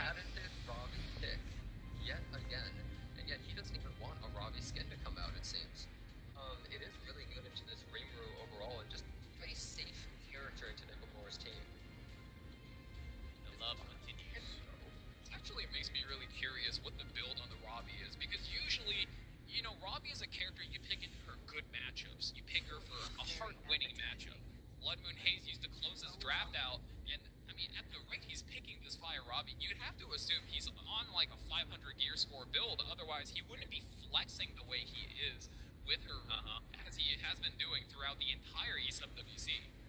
Now, if you're on Nakamura's side, you have to think, okay, can I even deal with this blood moon case? Do I have to just go injury? What am I gonna do? I think Mustang! Roy Mustang. Jenna's I'm favorite. not sure if this is going to go through. Roy Mustang, overall pretty safe into someone like Celine. Roy, He our does boy. just have that inherent tankiness, and he's a fire unit. I think we're gonna see a Blood Moon Haste ban and maybe a Roy van come out. Unfortunately, that we won't see our boy Roy, but who knows? Maybe he'll make it through. Roy Mustang? Oh, No, there it is.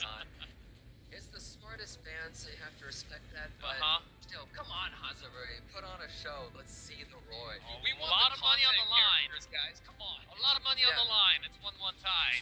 Screw the money. We don't care about that. Think about the show. Players certainly do want to come to Korea after winning this match and the next match immediately after. Here's Faithless Right Litica. here.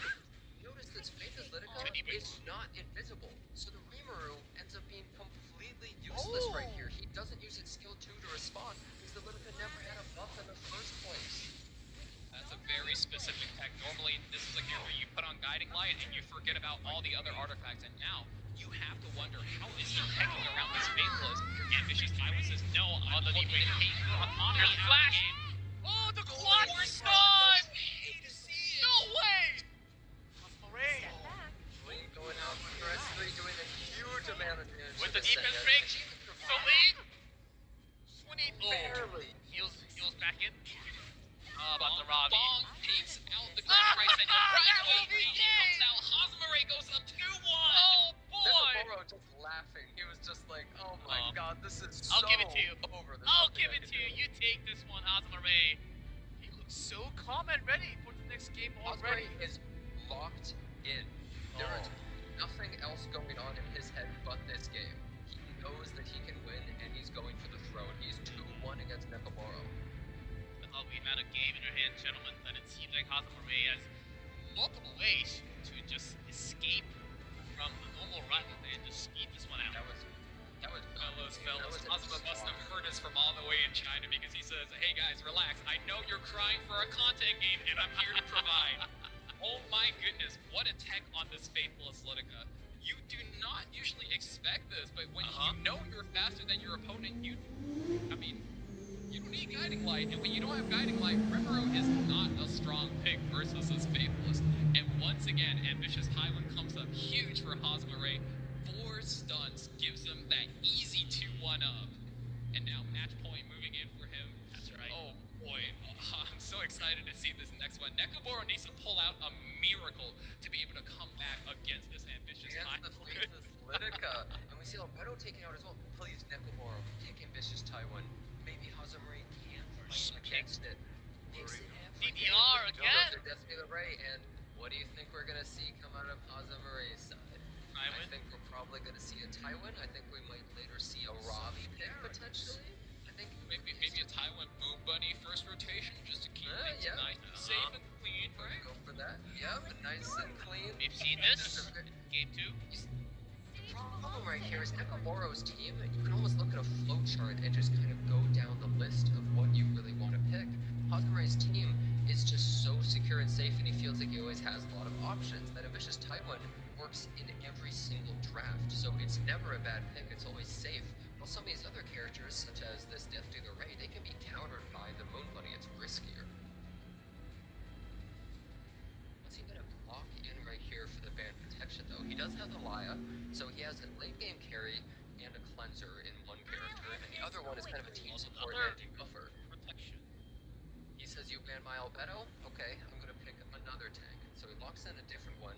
His team is secure overall. He still can pick 2 DPS or things to possibly counter whatever Hazare picks right here. But what is Hazare gonna ban protect next? He's thinking about it. I mean, taking 20 seconds so far, but looking out my window for the weather, I see Sunny with a chance of Fire Robbie. What do you boys think?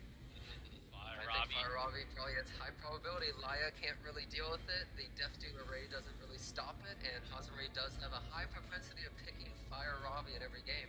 He's probably just debating, do I ban protect it, or do I pick it in the 4th pick? How much do I value the Robbie pick over others? Hazmare did pick Genua before too.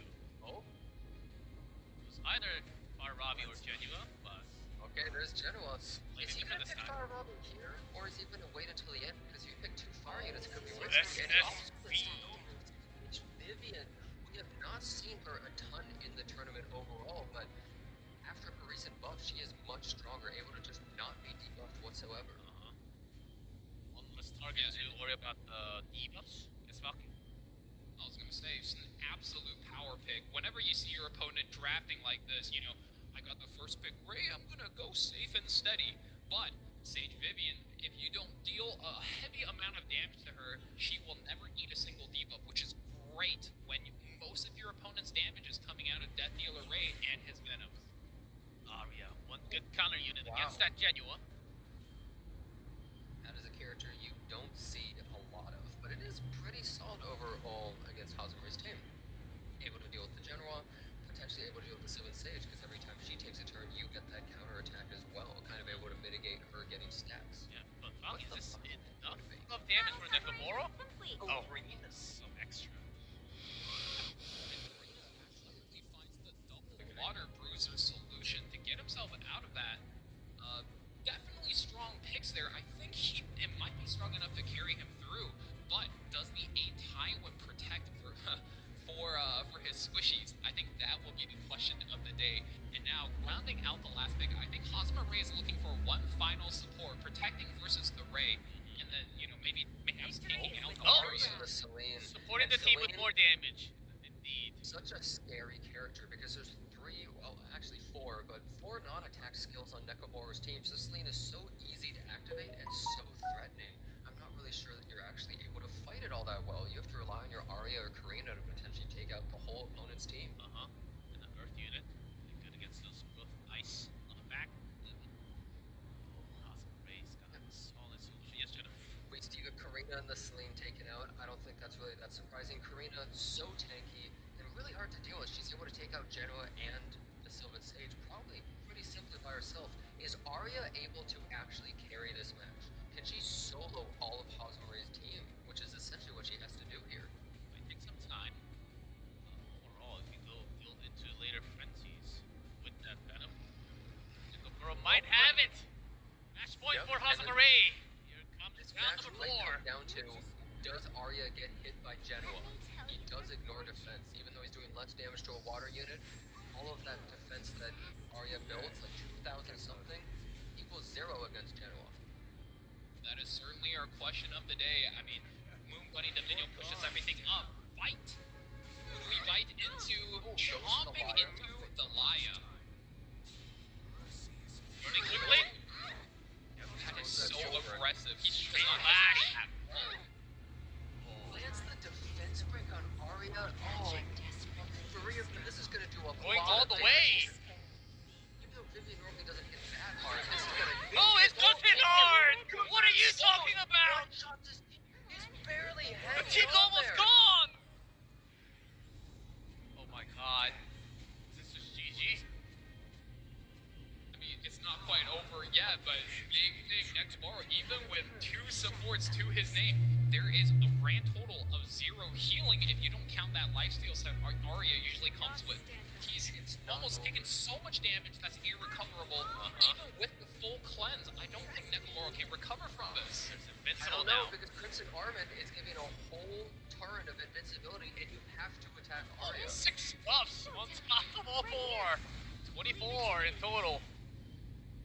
You go through full health bars. It's up to Arya. Is she able to pop Counter? off so hard here? Oh, she gets that little heal too, and she's on life steal. She's healing up. She's working Arya. on it. She might go back to full health right here. Hold! The heal. 0 2.5. damage overall. Back to 60%. Janua still not activated yet. Plan A not kicking in. Nakamura can do this with the most insane comeback. Goes to that soul Sage burn. Vivian, we're hitting 2. It does no damage because stealth units take half damage from area of effect damage. So the Vivian is barely able to do anything. She Arya? doesn't even break the shield. The whole team's still alive on Nakamura's side.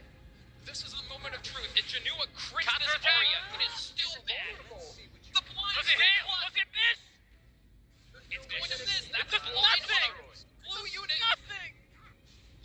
Yes, just Tywin is able to S1, but he can't S3. There's nothing he He's can gone! do. She counters, she takes out the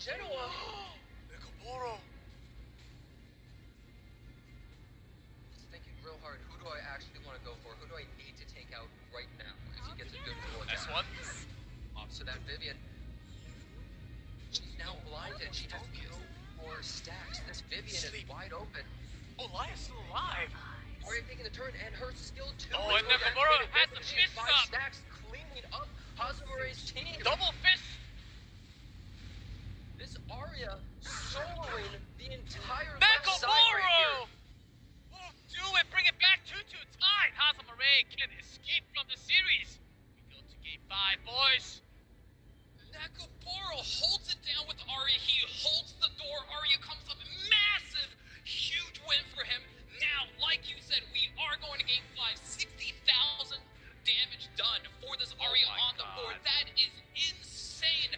And the clutch blind land, not even giving Janua a chance to splash that damage into the leftover HP. I mean, 30k HP on the Laya.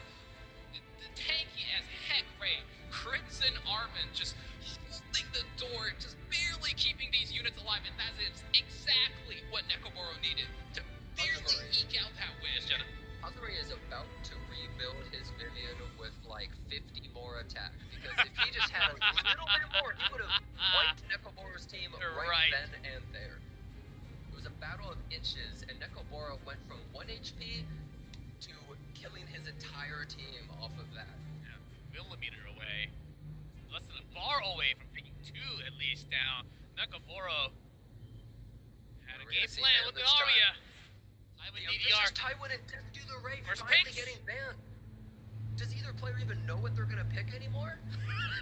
The first picks are gone. Oh, we see the Laya. Laya's still at least. Okay, Laya's still there. Still a really strong early pick, and now that there's no Death Dealer Ray, it's even stronger. We're gonna see any new units this match. When you get into a best of 5 with this many bans, you start seeing some crazy picks come out that you don't normally see. People have some weird extra units built for certain circumstances like this. But you really have to think hard if you're the players, because you're not used to drafting some of these characters. You have to see, well, now that they don't have these certain units, maybe I can pick this character and there's no counter to it anymore. Lots of stuff. I just can't believe we're in match 5 and Laya is still in it. While answers like the Conqueror Lilius and the Midnight Gala Lilius have been taken out, Nekomoro is really being put on the back foot here. Not a whole lot he can do. But does get himself the Dragon Bright Senya, so always has that safe activation condition. Moon haste. Yep. This is just a really safe and secure double pick. Now, of course, a character like Emil Shu is really good against it, but now that Death Dealer Ray is taken out, that's one of the biggest injury characters for these health scaling units. So Emil Senya and Blood Moon Haste are feeling a little bit safer to pick, especially against something like Laya. There's so much health scaling on both sides. What does Hazumare really want to go for here? Because if he picks something like Emil Shu too early, it might be a huge risk, because then Nekomoro can counter it. But if he doesn't pick it here, then maybe Nekomoro takes it and counters whatever Hazumare picks. So it's a really difficult call. Exactly. What do you actually want to take here? We have limited amount of heroes at this high of a tier right now. They might start pulling into the backs of their character pool. This is intense. Whoa, guys, relax. I mean, I still think Janua's on the board. Very powerful and potent character versus both of these. But, I mean, Nekomoro did show that he came prepared and he had the correct answers. Aravia to Emil Shu lock. Down in the last second, I'm not sure if Hazumare actually feels confident about those 2 picks, though. It was really down to the wire. Barely any time to really consider anything.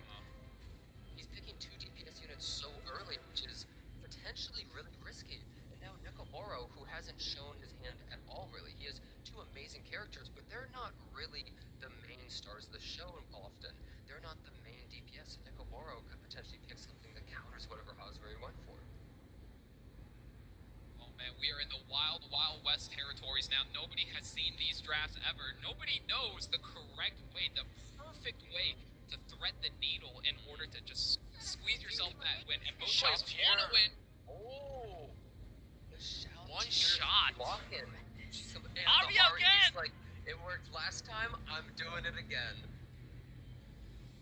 Never need to fix what isn't broken. But I will say, guys, huge hole in Nekomoro's game plan, because look at his composition. 2 HP bruisers. You have a defense bruiser in the Arya and the Sheltier. What are you left open with? You have 0 cleanse on your team. If Hazumare can find 2 good debuffs, exactly. Nekomoro might just get put away, and there's number 1. Very down your team, land a million debuffs. It could just be curtains from this one character. Hosmari just needs one more character that does essentially what this one's doing. He needs just more heavy debuffs, and there's nothing Nekobara can do because he doesn't have any real support on his team. New players might not be familiar with her game, but let me tell you what, I'm sure we both know, right, Jenna? Oh, that character, that used to be the original knock wall. This character ran the entire game for months when In the she final first pick, came out. Solitaria for the lockdown. Solitaria coming out, and this pick is actually really scary for Nekobara because not only does she do a lot of debuffs, but also a character like Arya no longer can gain focus. Her passive doesn't work anymore when Solitaria is on the field, so she's lost a lot of her strength just off that one pick, even though she's not debuffing as hard 10 as seconds. the Gabriel. So Nekobara has to choose one or the other. Edward is the choice. Eduardo Enrico, Edward Elric right there. And while he is really great, we all know that he's not making it through this ban phase. He's probably immediately banned, but Nekobara is to consider. Fairy He Tail. goes to the Fairy Tail Tenebria. Total lockdown from the beginning. And instead we'll be choosing Solitaria to be on the field. I don't know about this voice. Surprised the Solitaria is the one that made it through the draft. I mean, the Arya is now essentially completely locked out of her game plan. Well, the thing is, though, I feel as though if you left the Fairy Tail Tenebria in, though, it would have instantly ended. I think this character would have immediately killed Nekobara's whole side with the amount of debuffs she could have put out. It comes down to I don't this. think there was a choice. Game 5, final game, Kudo to the winner moves up to the next match. I think we might see a stun on this You mean a star move? vampire? No, actually, Taster Arya. Arya. There's a stun. And knocks her back a little bit on the combat readiness bar as well. She's only, I think, about, 30% of the way up. That's not a one-turn stun, by the way. That's a 1.7-turn stun. She's out for almost 2 complete whole turns. By the time she wakes up, the match might just be over. And so that- much damage going on that shell tier. That's a big decision point. Do you take that cheeky kill and close out the shell tier right here, right now, and activate the haste? Or do you start injuring the haste and not let him get that revive out of you? It's not an easy choice. It might depend on Shu if she has any effect res, and does opt to just take out the vampire. Now, if they're able to do enough damage to Hosmari's side, this vampire that's remaining, the Blood Moon Haste, might be able to just immediately take someone out and revive the shell tier. Let's have the blood aura. Decides to opt for that MO shoot, does push up to Arya a bit, did a lot of damage. Now Blood Moon Haste is bringing it up, and he might immediately kill this shoe potentially. 22k HP. He needs to do the math on his damage. This is one of those low HP builds from the Blood Moon Haze in order to cheese out the Galileus. But I think he's done doing his math. He's gonna rip it. Oh, what? What? What? Nekobara jumps off his chair. Nekoboro's not difference. too glad about that. Oh man, he puts his arms around his head. He's like, no, if I just had a little bit more, if I had like 100 HP on my Blood Moon Haste, I could have done it. Even with the passive. Man, that was such a huge missed kill, and now Hosmari completely going along with his game plan. Solitaria now raining down all of these debuffs, going to be able to just completely dampen Nekobara's day. I mean, Senya does knock out the shoe, so no more injury comes through from her, but Ayarabi's coming here now, ready with the ultimate. Double drive is on deck.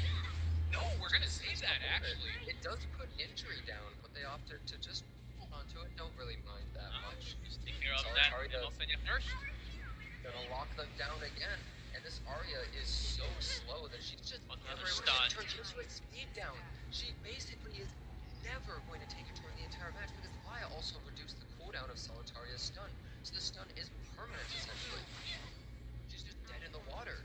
Hosmari can just take his time, really just go as slow as he wants because the moment that Maya gets her skill 3 up, which is this turn, he can immediately start There taking it is. people out. The base toss. Rock Spirit. And the haste is 24,000 damage immediately during the Blood Moon Haste. It's pathetic that this bass guitar is stronger than Blood Moon Haste in its entirety, and it just takes him out in one blow. Solitaria show starts again. I think that was the final nail in the coffin. And Hazama Ray will be the victor of this best of 5. Nekoboro came close, but it was just slightly off. Hazama Ray finally looked happy for himself as well. He's thinking, wow, that got a little closer than I initially expected. Nekoboro actually made that a little bit scary near the end. What a game. What a game. Such a good draft. I mean, that just shows you the power of first pick. You know, not only are you getting the first priority of the best unit in the game, you're also getting the first ban protection. And on top of that, the pick 4 and 5 combination just gives you such a strong 1-2 punch, allowing you to knock your opponent off their feet and just putting so much of a dent in their game plan overall. Hazama Ray's drafting the Fairy Tale Tenebria and Solitaria, just giving no other offers, has to choose one. And that's really smart drafting coming up from Hazama Ray, always asking the question first. Making sure like you said, G-Club, the thing I'm really impressed by coming out of Hazama Ray is not the fact that, you know, he knows he's faster, right? Is that once he speeds up a little bit and he sees his opponent taking a defensive stance, he says, all right, that's good enough now. I will be pivoting to a Death Dealer Ray. I will be pivoting to a Fire Ravi. And those are the units that really brings home that win and pushing him into the next round of the E7WC. I think what also happened is Nekoboro, he didn't pick any cleanses because so many characters were banned that actually debuff, but he didn't consider some of the characters like Fairy Tale Tenebria or Solitaria, units that are incredibly strong, but just not as good as some of the first pick options. But once you ban all those, and if your opponent is just left wide open like he was, it just became open season for him. There was nothing that he could actually do. He had to prepare for those characters, even though he might not have had it at the forefront of his mind. Open season is right, Jen, and I think you put it excellently. When both players have all of these OP units in the game, I'm sure Nekoboro is extremely experienced with them, practicing with them and all that, but when the best, I don't know, 12 units in the game are banned out, somebody like Hazama with a wealth of experience playing for Hall of Fame will always be at a natural advantage. So, this year, the winner will not be from the Japanese server for sure, as Nekoboro goes out of the elimination.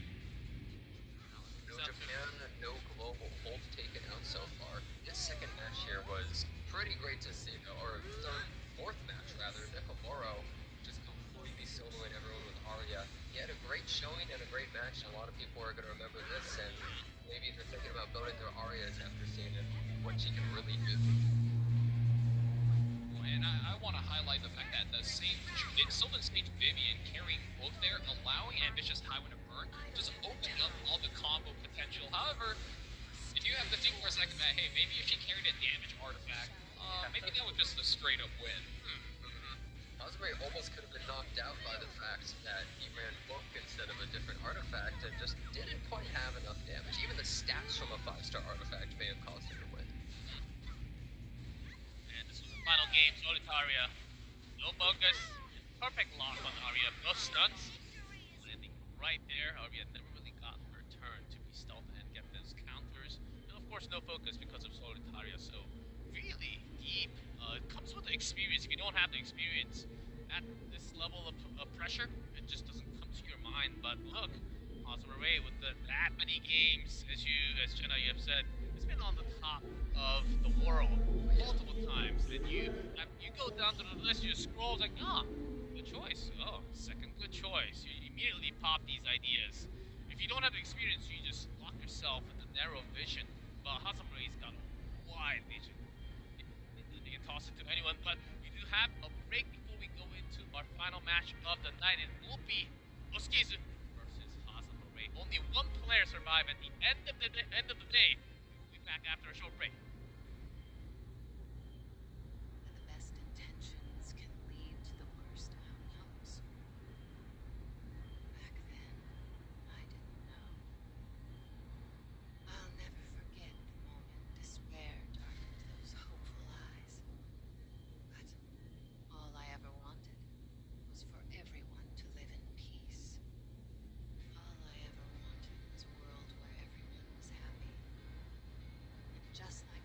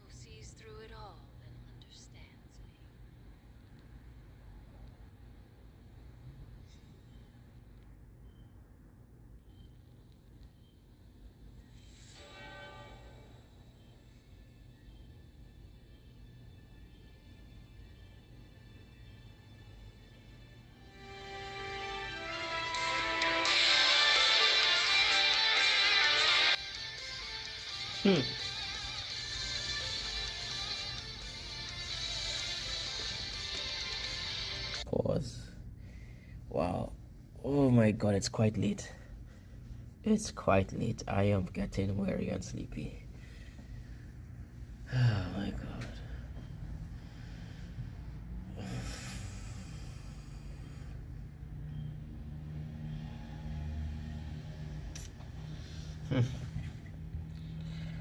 Alright, let me see what's going on here.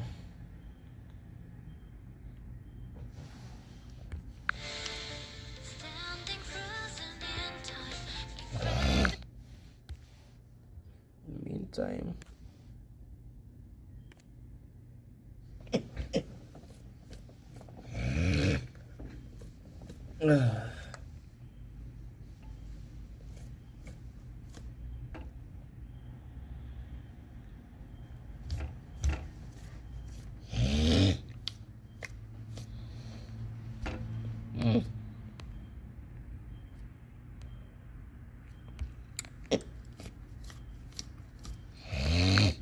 Wait. Make sure. Welcome to my water park. May it provide you with many unforgettable memories. Hurry up, Aloha! Hurry, hurry! Our guests are about to arrive! I dare you to underestimate me. Frida, the new owner of the failing water park, Oasis Land, was born the illegitimate child of her father, the former head of the Falls family. In spite of her young age, she was forced to mature quickly and adopt a composed demeanor. After her father's death, Frida believed she would be uninvolved in inheritance and succession disputes. However, she ended up being forced to take on Oasis Land, one of the family's troublesome and burdensome properties. While struggling to protect the water park, the first thing she's ever owned, Frida encounters Etta and her friends on their way to visit the park, who play a significant role in changing the course of Frida's life. Frida is a 5-star Ice Elemental Soul Weaver. She has high effect resistance, and can increase her effect resistance further through her imprint concentration. Skill 2, Invitation to a Fantasy. At the start of the first battle, grants Oasis All Ride Pass to the caster and the foremost ally. Oasis All Ride Pass does not cost any soul to activate the first soul burn. And that is the huge thing right here, people get, you know. When an ally uses a soul burn, it increases combat readiness of the caster by up to 20%. Skill 3, Oasis Land Grand Opening. Dispels 1 debuff from all allies before increasing combat readiness by up to 25% and increasing attack for 2 turns. Skill 1, Tube Throw. Attacks the enemy by throwing a tube and increases combat readiness of the ally with the highest combat readiness except for the caster by up to 15%. When 20 soul is consumed, uses Aqua Ride instead of Tube Throw. Aqua Ride dispels 1 debuff from all allies and grants a barrier for 2 turns. Barrier strength increases proportional to the caster's max health. Frida's artifact, Spotted Mouse Hair Tie. A hair tie Shu gave to Frida as a gift to keep her long hair from getting wet. At the start of the first battle, acquires 10 soul. After an ally uses a soul burn, has up to a 100% chance to acquire 10 soul. Can only be activated once. Hurry up, Aloha! Hurry, hurry! Our guests are about to arrive! The child heiress of Oasis Land, who was forced to grow up quickly. Oh boy. Players will be able to meet Frida through the limited summon starting August 22nd. Thank you. The odyssey of your life was meant to bring you here. The water slide is this way. Hurry up, Aloha! Hurry, hurry! Our guests are about to arrive! I don't want to do this any more than you.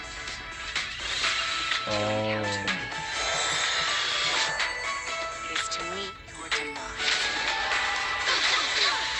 What a hassle this is. This is the manifestation.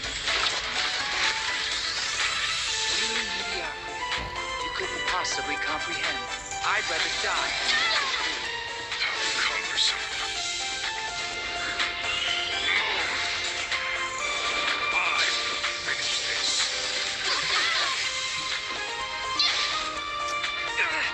Careful not to get a sunburn. I'll protect you.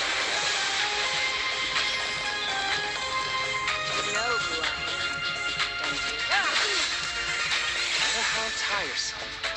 First steps first. Oh, did I take it too far?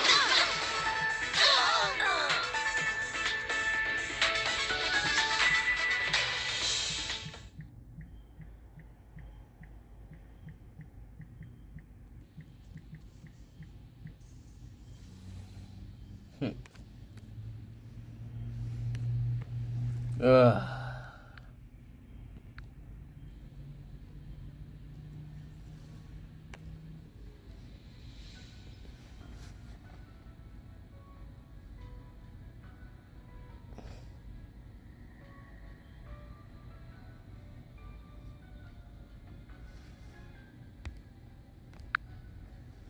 Well, that was really dope.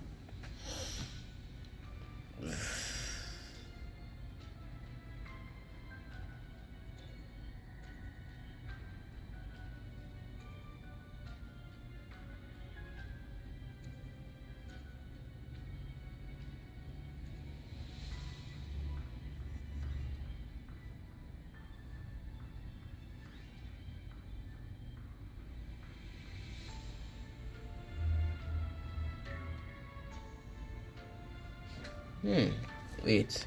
It's supposed to have the password.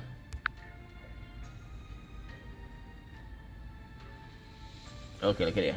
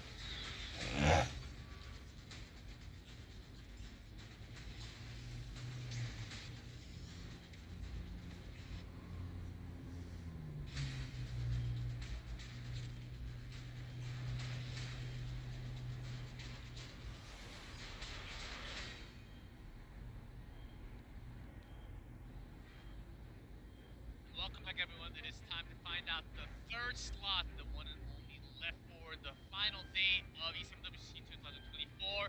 Between the two players, Mosquito, Cosmo Ray, both has been doing so far so great, but one of them will also be eliminated after this best of 5. Putting you right there on the spot. Oh, Waki, I'll let you go first on this one. Cosmo Ray looks very strong, but that was a 3-2 compared to Oskizu's 3-0. Oh man, I mean that's a tough call, but for me it is. The first time they fought each other in the upper bracket, Hazama Ray took it in a pretty clean fashion. And when I think about a player like Oskizu, he always comes back from behind. You know, he fights the turn 1 as the turn 2, and he's always able to prove himself through research, homework, preparation, and tuning. And that's what I want to see out of him. Even though it goes against my logic, my heart is there for him. Oskizu, I'm cheering for you, my man. Take this one home. What about you, Jenna? What do you think's gonna happen with this matchup? I feel as though Hazare does have the advantage, but Oskizu looked so good in his matches that maybe it's totally fine, and maybe he could have seen what like and maybe sees a weakness. Okay. Oh my Players that have god. paid attention to the other one's matches, they probably both have an idea of how it's gonna pan out. I'm very, very sure that was. Dan, those two are my favorites, but For their first opponent, I don't think that they had that much time to prepare against each other for this matchup because you actually don't know what's gonna come up from the other side. You can expect, but it doesn't really happen to be the case all the time. So we're just skipping through the similar and the same player data that we have seen before. Hazare and Robbie. From the best of 5 that we had was 2 wins and 1 loss with Robbie against Oro. Still that's a plus on the win rate on Robbie. Lover, believer, the hero. Let's see how Izu handles Robbie. Maybe he'll actually pick it himself. Maybe he knows what he's doing with it.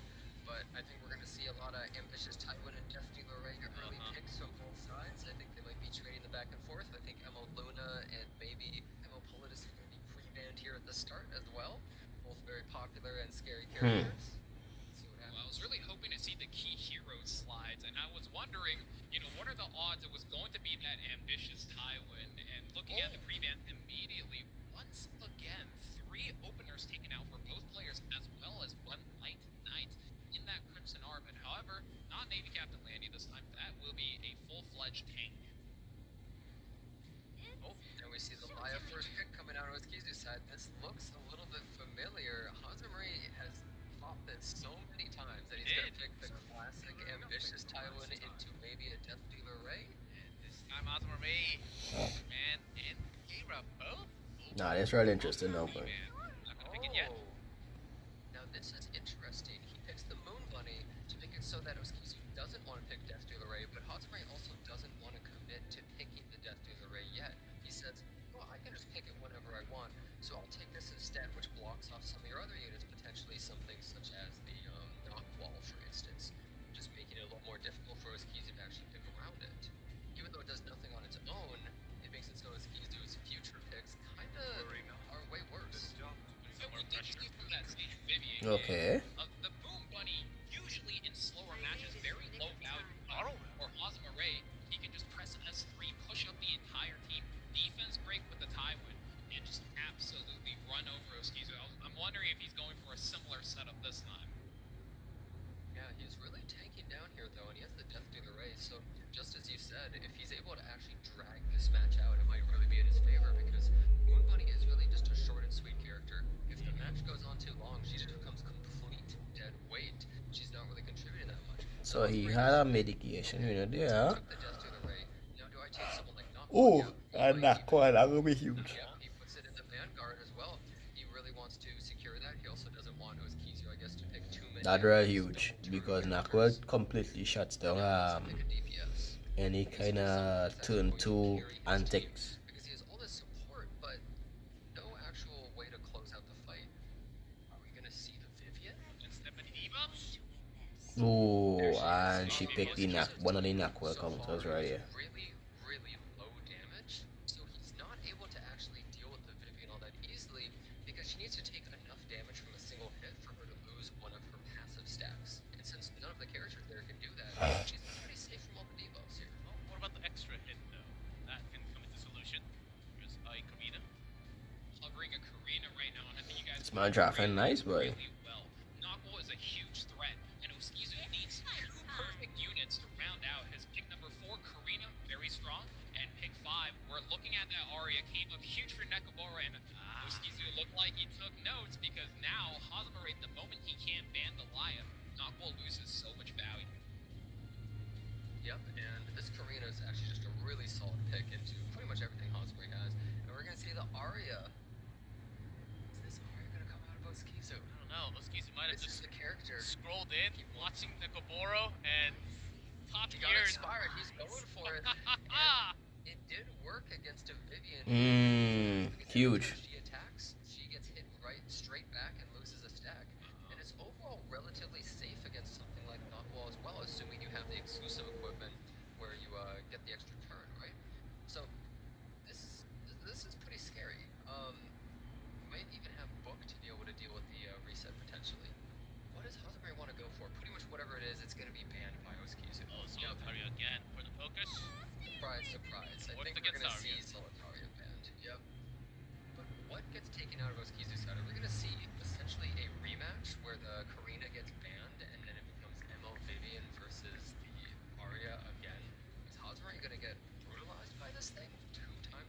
Huge. Okizu shaking Hasume Huh. mentally with that Arya pick. I really would like to have Hazama win. But Okizu, like I mentioned, is one of the favorites I would like to win for the tournament. I was just gonna say he's playing mind games with Hosma Ray, and Hosma is like, nah, I'm good, man. I'll take out that Laya, and Nogwall will just hit. Okay, he's going for something completely different. This is very interesting, actually. Is this Vivian going to be able to take out the entire team? Can Hosma lock down Oskizu hard enough that he's able to just clean him up? I think a big question for this match will come down to how many of these blue units, Nogwall being a fire unit, can hit. Since we have seen that Sage Vivian. wait, guys.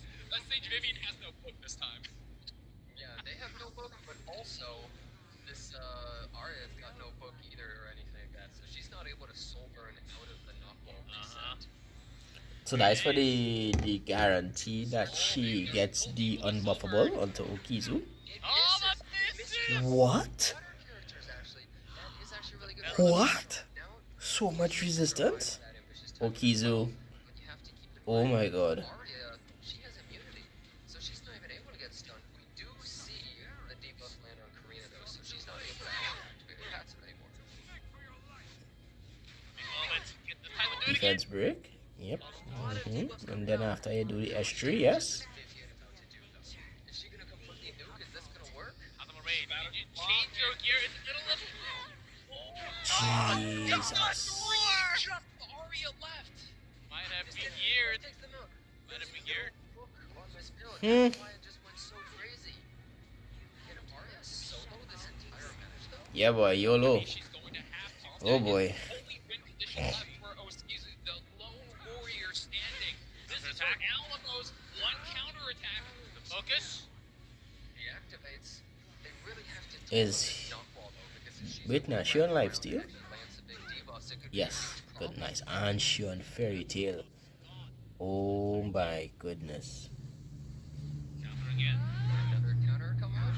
Oh my goodness, this could be a reverse sweep. Which does make it so Arya's passive no longer exists. We see another counterattack though, she's gone. That counterattack stance is holding up so much value for Oskizu. And now all this extra speed being Oh my goodness, this could be a reverse sweep. Ain't no way, boy. Is it happening again? Ain't no way. Oh. Oh, she says, end the focus. You fool! You let me through again? No, Ain't no way. On the verge of death. Nah, he can't win. Hosma Ray. YOLO, yeah. That's out at that GG Oskizu. Takes game number 1. Yeah, boy, Okizu, boy. I will admit, I probably have a 0% win rate against Arya. When this character is picked well, it feels like you're completely helpless. I think the whole game really came down to a 50% of whether Noctwall was able to actually land her debuffs on her or not on the first turn. And since she didn't, it was just over straight up from there. Hosma has to be scratching his head, wondering to himself whether or not that 50-50 on the Noctwall was worth, because that was all he needed to do. Had that bind landed, had that S3 landed, pull down delay, surely that was his victory. And in this case, because he missed, the entire first match just got flipped on him, and That's now right. he's down 0-1. Now Oskizu. And Hosma Ray has that big question mark. Can I really handle Arya? He has to think about Arya every single time he picks. Oskizu's game plan is specified, working really well, Jenna. That's just the issue with picking someone like that Vivian. Even though she did enough damage to one-shot the whole team that was defense broken, she's just completely helpless. She's a sitting duck, and she has the counters of Karina and Arya. Both. Oh, we see the ambitious Taiwan banned this early. This means Hosma has to completely switch up his team. Oskizu says, "Okay, I got that win against you, but I don't want to deal with that ever again. So now you have to play a completely different game." We're gonna start seeing some different stuff coming out of probably both players now that that ambitious Taiwan's gone. And Albedo being gone, more mitigation is gone for both players. Hosma has banned 2 mitigation characters. He doesn't want Oskizu to feel comfortable, and he first picks the Moon Bunny because he knows that Oskizu wants to pick these double turn characters such as Death Dealer, right? Great point there. Both of these guys whenever Nah, they man. win a match, they come up on cam, no facial expression change. And for the first time in a while, I think I've seen Hazama scratching his head a little bit there when that ambitious Tywin got knocked out in the second round. So the cameras are on, guys, and you can see them blinking. They're just not moving because they're just zoned in.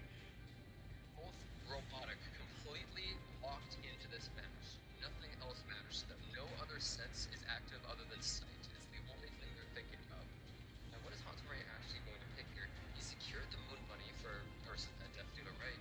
But is he going to pick someone like Knockball so that Oskizu can't also pick it? Or he really has to think ahead, like, what is Oskizu really going to be planning? We also have important characters such as Blood Moon Hazed and Malsenia still up, but they're a little bit risky to pick, because if you take them, then you might see a lot more injury come out in terms of someone like ML Shu. And he does opt the Senya and the Ravi. His again. Ravi pick coming out. You know Hazama's being put on the back foot when he's taking this long to take units out.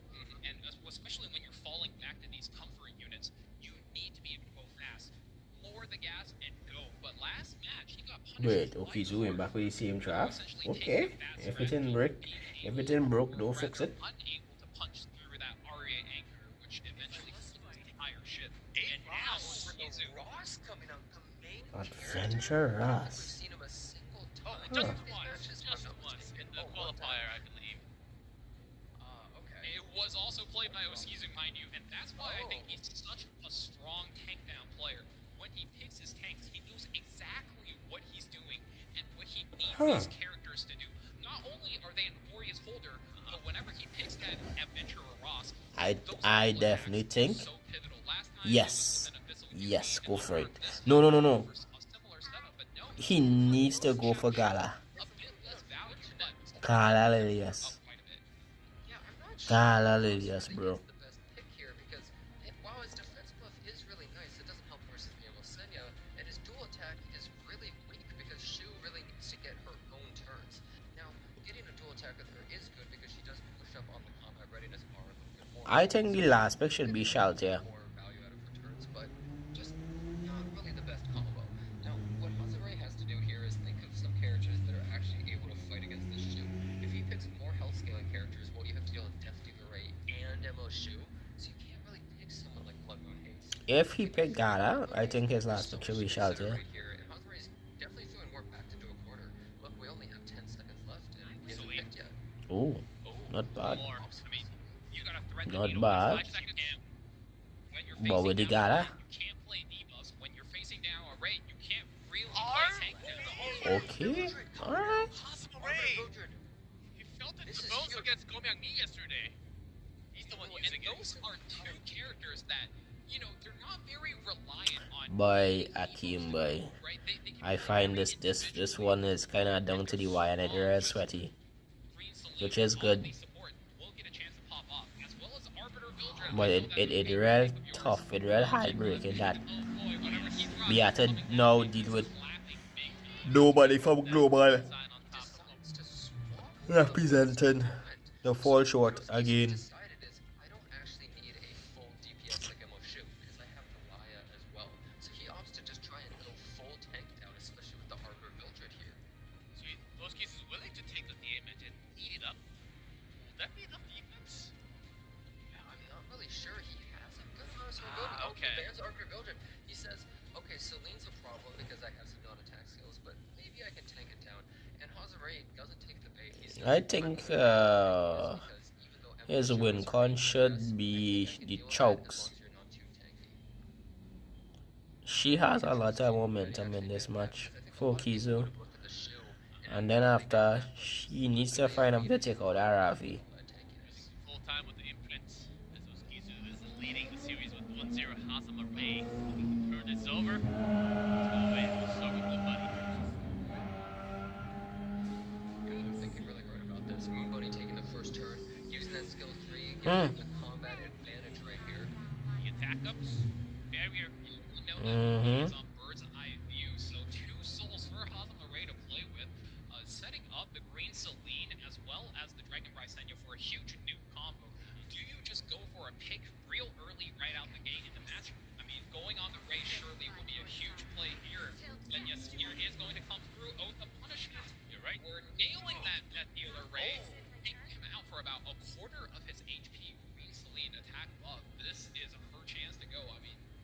gotta go fast. With the soul burn, this might just immediately take out the Death Dealer Ray. Going for it. And she's going for it. Sweep. Yep. He's dead. Huge amount of damage. No way that he can survive. Mm-hmm. A ton. 24,000. That might almost have just one-shot him without the Senyo whatsoever. Now. Does Oskizu have his And all the Rafi had to do now is just target the chokes. Or the liar, basically. Yeah. You're not timer. Dying is honestly not that bad. The other characters on his team are much more important. And now he's just trying to dual attack as much as possible with his shield, because every time she duels, she pushes up a little bit on that. No. Holy S3, bro. Ah, well, yeah. Do it.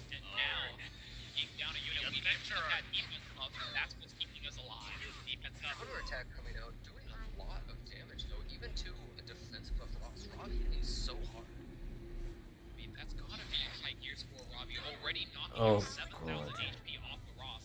And now, I mean, even Dan, this era, Vido, the era, we go and hit him so hard. victory lap, go through the formalities, and let her team carry the rest of the way. Extra damage from This is essentially a race. Oskizu, he wants a slow match. Every game he plays, he likes to play slow and methodical, but Kazumari is putting so much pressure on him, not giving him even a moment's doing things. The shoe isn't ramping up that fast. The drive coming out, he does put injury on. See the stun. One stun coming out. It does stun that Ross, which is pretty nice because he's not able to use his skill 2 for a possible defense break with the dual attack. Yeah, that stun also very important as when he skills 2's immunity comes up, so we'll be able to lock out the possibilities of the stun, and you really want to force the Dead? lioness to Nice. Actually taking Operation creep. Sweet miracle actually blocking right there. Perfect timing, and we see another shoot dual attack, which is really good because she actually just shoot right off that with that extra push up. Speed buff and extra combat rating as well. Do that Soul for burn. you. Kicks again. Everybody not long for this world. Maya also the skill 3, most likely just to heal, because anytime she kills something with this, she does heal and get an extra turn, so he's able to lap around a little bit more too and use his skill 2. Wow. Robbie up first. Now Robbie hits really hard with this soul burn. It might even just immediately kill Hold on, he still can't win. Once he chokes, still alive though. You do want to kill the Ross, but Ross still has a defense buff on Here's a his soul burn. Oh, he survived. Very nice. 7-1. The D2 goes to the skill 2 right here. But he counter attack though. Counterattack comes out. That's not all that. Right now, this is pure damage going into whoever it is. I don't know if that's what you wanted Whap. to do. That was not Okay. good tempo. On And the now with the chokes. Ross gone, nothing's protecting your shoe. And the shoe is in so much danger. I think he dead here. So much Built work. for damage. She's barely hanging on. And now Maya is actually able to get that dual attack. No counterattack coming out of the Nice. He could win. Once he take out. Operation creep up once again. Critical hit damage. Nice. He wins. He wins. way Celine is able to take out Her both of these S3, characters. her S3's back. Her S3's back, but she only has 1,000 HP. I mean, with the just that's to do 2,000 damage. The liar. Has to go on Maya. If he's able to kill the Maya right here, he survives for just long enough. Oh my god. Oh my god, that was huge. If he had actually killed That was huge. Okizu, big clutch. taking another match off of Oh Hazumari, my god, the hope of EU. That was huge, bro. Down the hopes of Oh Hazumari. my goodness, I have to switch my tablet. I'm gonna change up my tablet a little bit. gets completely equalized. Damn, that was huge. Oskizu goes up 2-0. That is a huge for him. He's completely beating out his demons. Hazuma took him out before, and now he's up. Match point for him. Hazuma's fighting for his life just to stay in the tournament. Yeah, I think a lot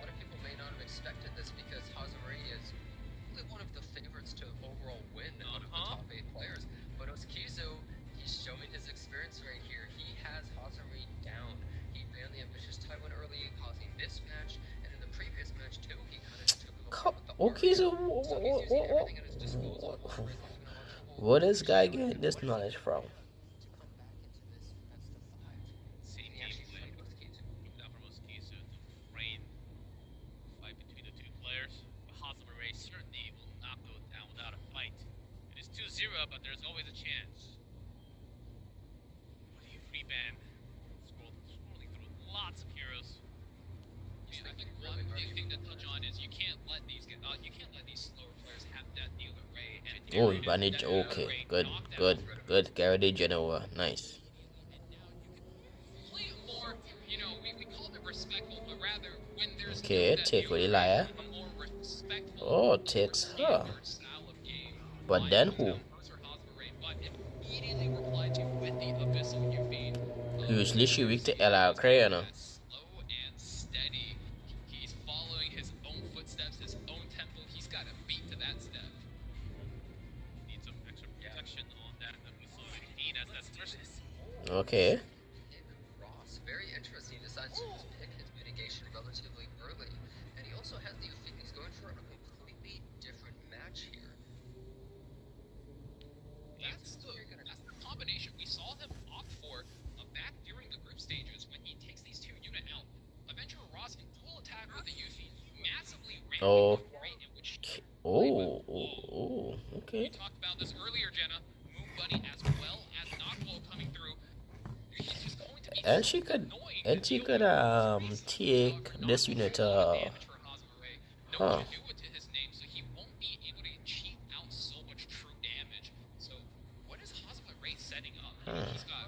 Interesting. Very powerful third pick. It had Benny Maru. And yes, he could go that route. Very nice. Then he needs to have 2 damage dealers. I think he goes back chokes. Chokes or either Galilelius. Oh, very nice. Huge.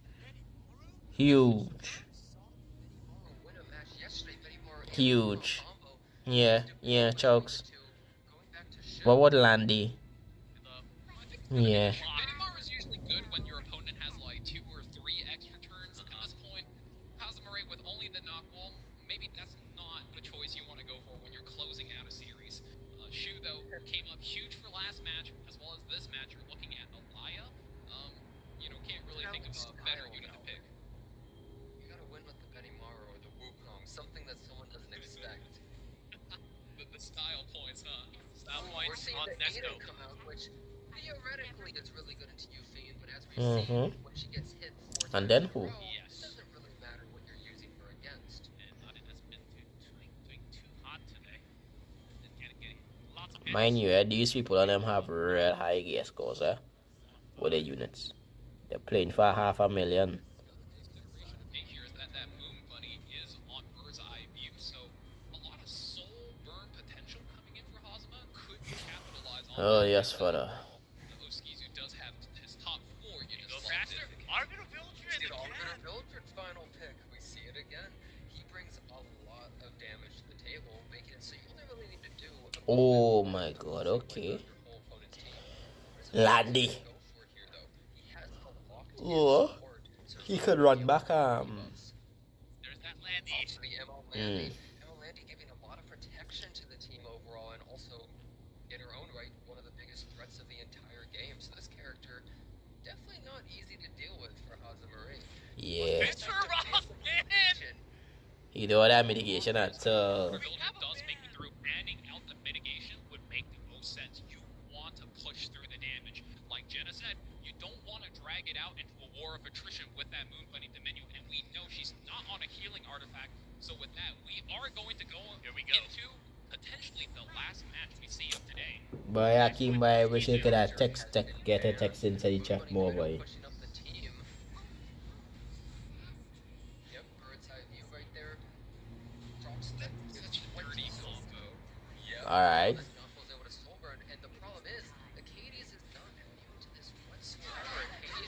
Resist. And there's some really important debuffs on Oskizu's side. He's not able to counterattack with the Landy or the Euphine, which is pretty much their main purpose in the entire game.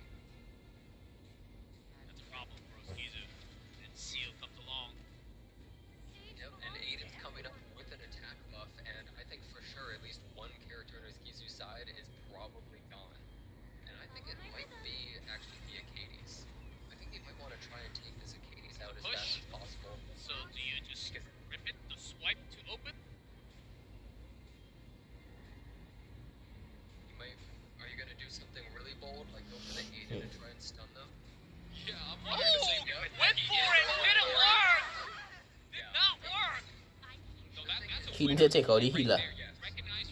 Wait, anybody could die here.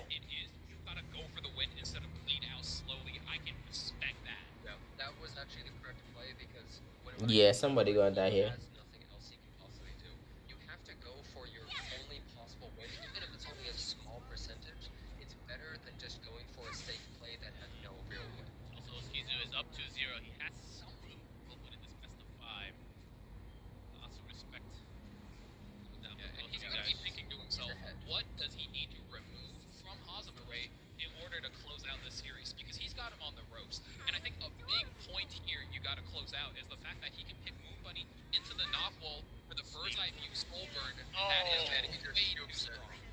That will be it, though. Skizu taps out. There was no coming back from that. Very nice. And, you know, it's fine for Skizu because he was up 2 games, but now Hazare may be coming back for a reverse sweep. You gotta be worried about that.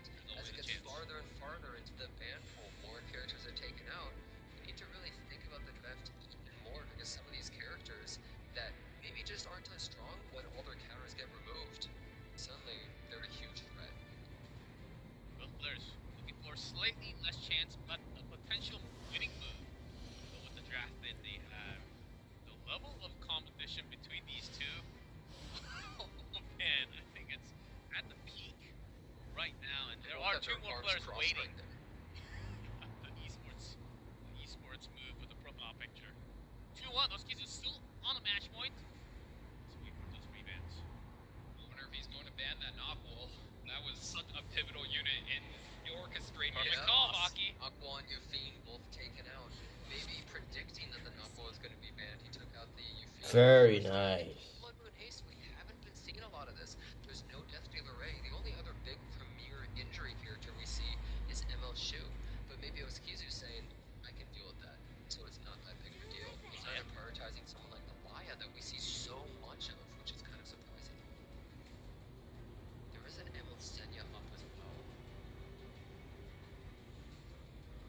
My early pick a bit dangerous for Hazamare's, especially considering Oski's was so proficient with the Urban Shadow Shoe. So he must have a different set of answers available. I think Laya first pick is always to go. Always take Laya first pick, bro. It's so good. So meticulous, you know, every time we talk about, oh wow, that's kind of scary. Maybe he'll lose to that, right? And out. And he did lose a match to Knockable, immediately taken out. Now, Oskizu could go for something a little bit cheeky here. He has the Blood Moon Haste. What if he's the Arbiter Mildred picker right here, and he's trying to rush down Hazamare? Because Ross, although he is a defensive tank, he can also be used really aggressively. Having the Landy with the dual attack is really big for Ross, and you still have 2 more characters. You could go incredibly aggressive on Hazamare if he's not prepared, if he doesn't pick any way to actually survive some direct damage here. True that. I think there's a lot of potential for Oskizu to actually flip the script on Hazamare, but I think we've seen time and time again, as a player, he's just more comfortable slowing it down, dialing it back, turning down the volume, you know, making it quiet hours at the library, not doing anything too crazy or too loud. Yeah, I guess we'll see. Hazamare, he has to be a little bit careful, but I think he might go for Ravi here, because Ravi is overall pretty solid into someone like Emma Landy, and she does have some injury as well, but this Blood Moon Haste is really scary, because even if you kill someone like Emma Landy early, well, then he's going to come in. Oh, he's going to Firewitch Assyria. I don't think we're going to see any Arbiter Mildred this match. Not with her on the field.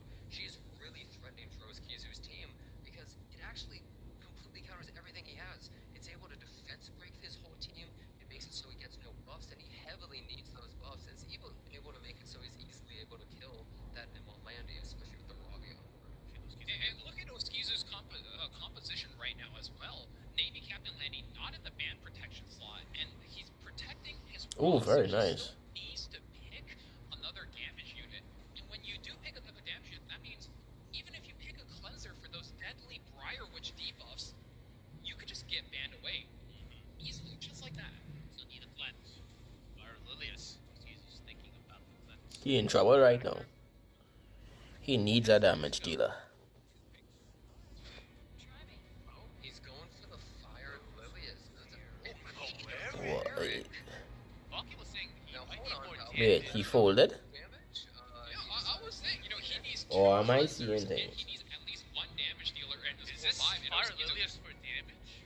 Or we've That's seen what I some call damage? threading the needle. Somebody filling in exactly the holes that they need to be plugging in to stop their ship from sinking. That's the type of excellent drafting Yo, this guy I love folded. to see in high-end RTA.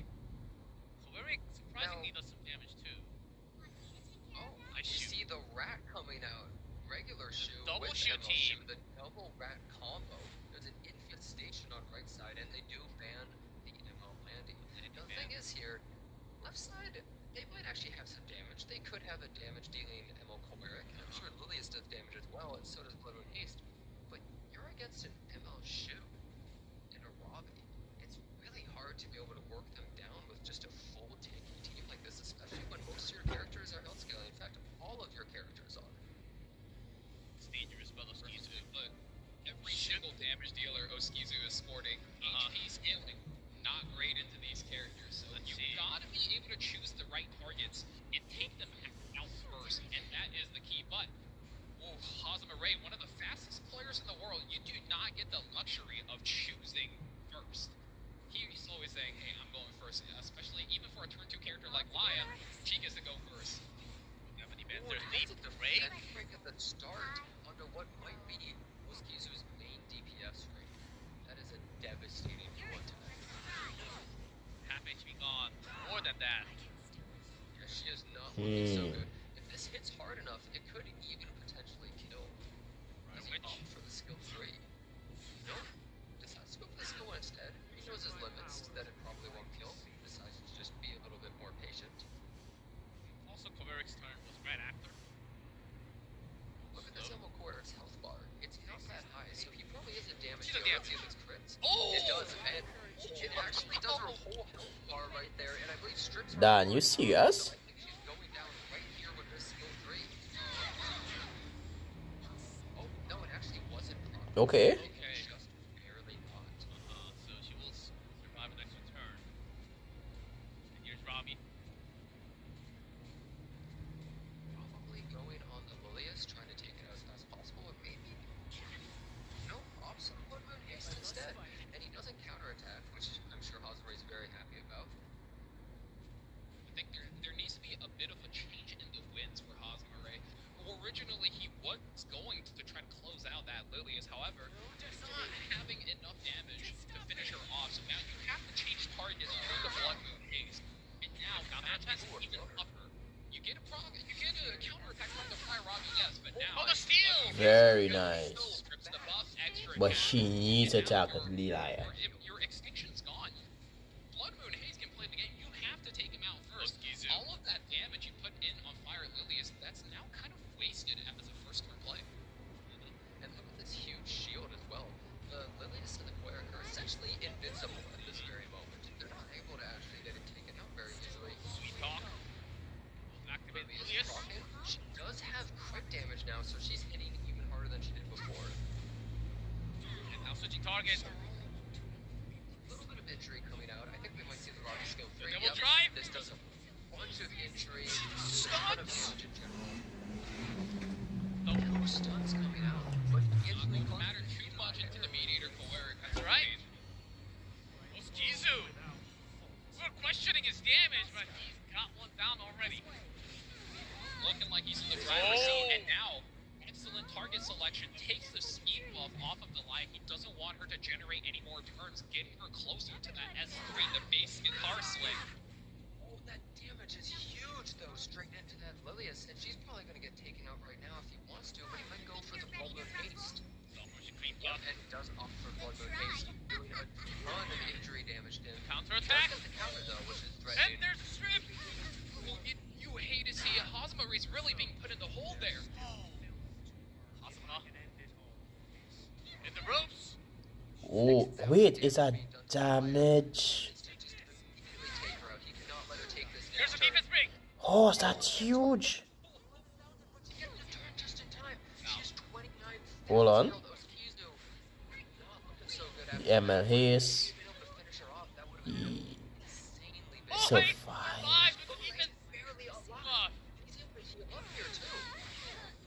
Strips the speed buff, extra attack, that's a lot of healing. Very nice.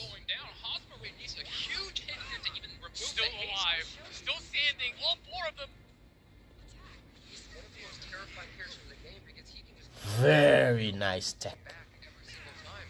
Are you even able to kill him right here? If he counterattacks too, that's another big problem.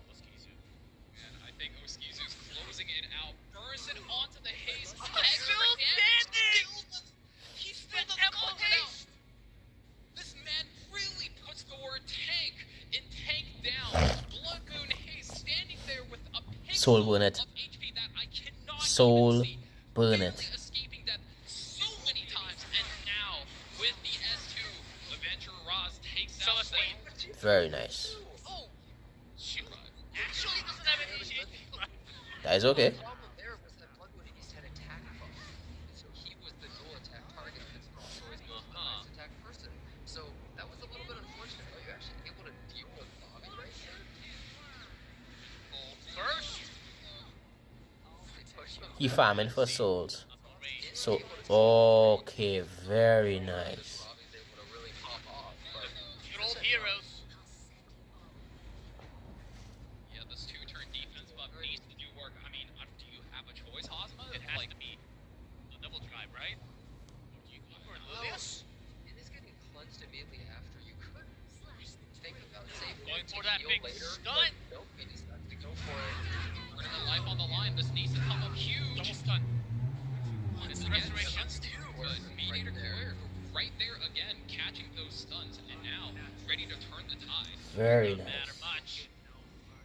We're getting farther and farther into frenzy too. Eventually, this Choleric might almost be able to just nuke the wall. She doesn't counterattack here. Pulls Ross. She does get the Count. counter. Oh, huge dual attack. Barely surviving.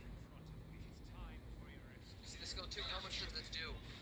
Only What? Oh, another counterattack. This Fire Robbie Fire really Robbie wants to shows. keep Hosma in the game.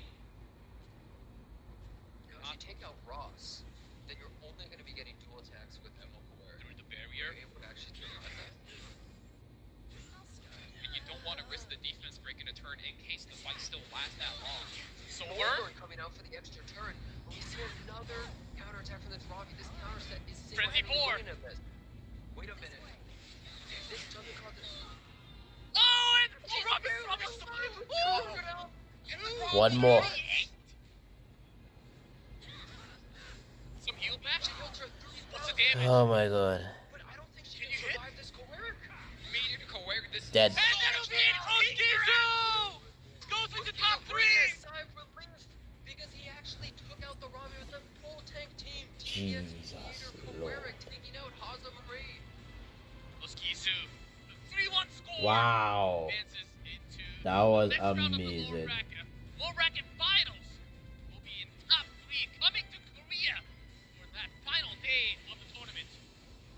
I've said it once, and I'll say it again and again, and as many Nah, times that was as I real can. good. That was real good. He puts the word tank in tank down. He drafted so many knights for this draft, and they survived so many attacks, and Bob just hitting back.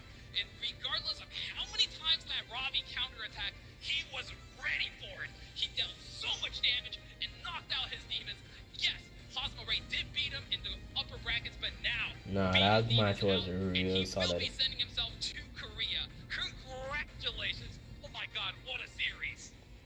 Yep, that was pretty incredible. I think a lot of people were saying probably, where's the damage? Yes. How is he actually going to be able to take out Osmarie's team? He has nothing available. Well, I mean, I think that kind of proved it wrong. 4 tanks was able to work. He had 2 characters that not only were they tanks, they also were partial DPS, and that was enough to take out an entire team by themselves. Oh man.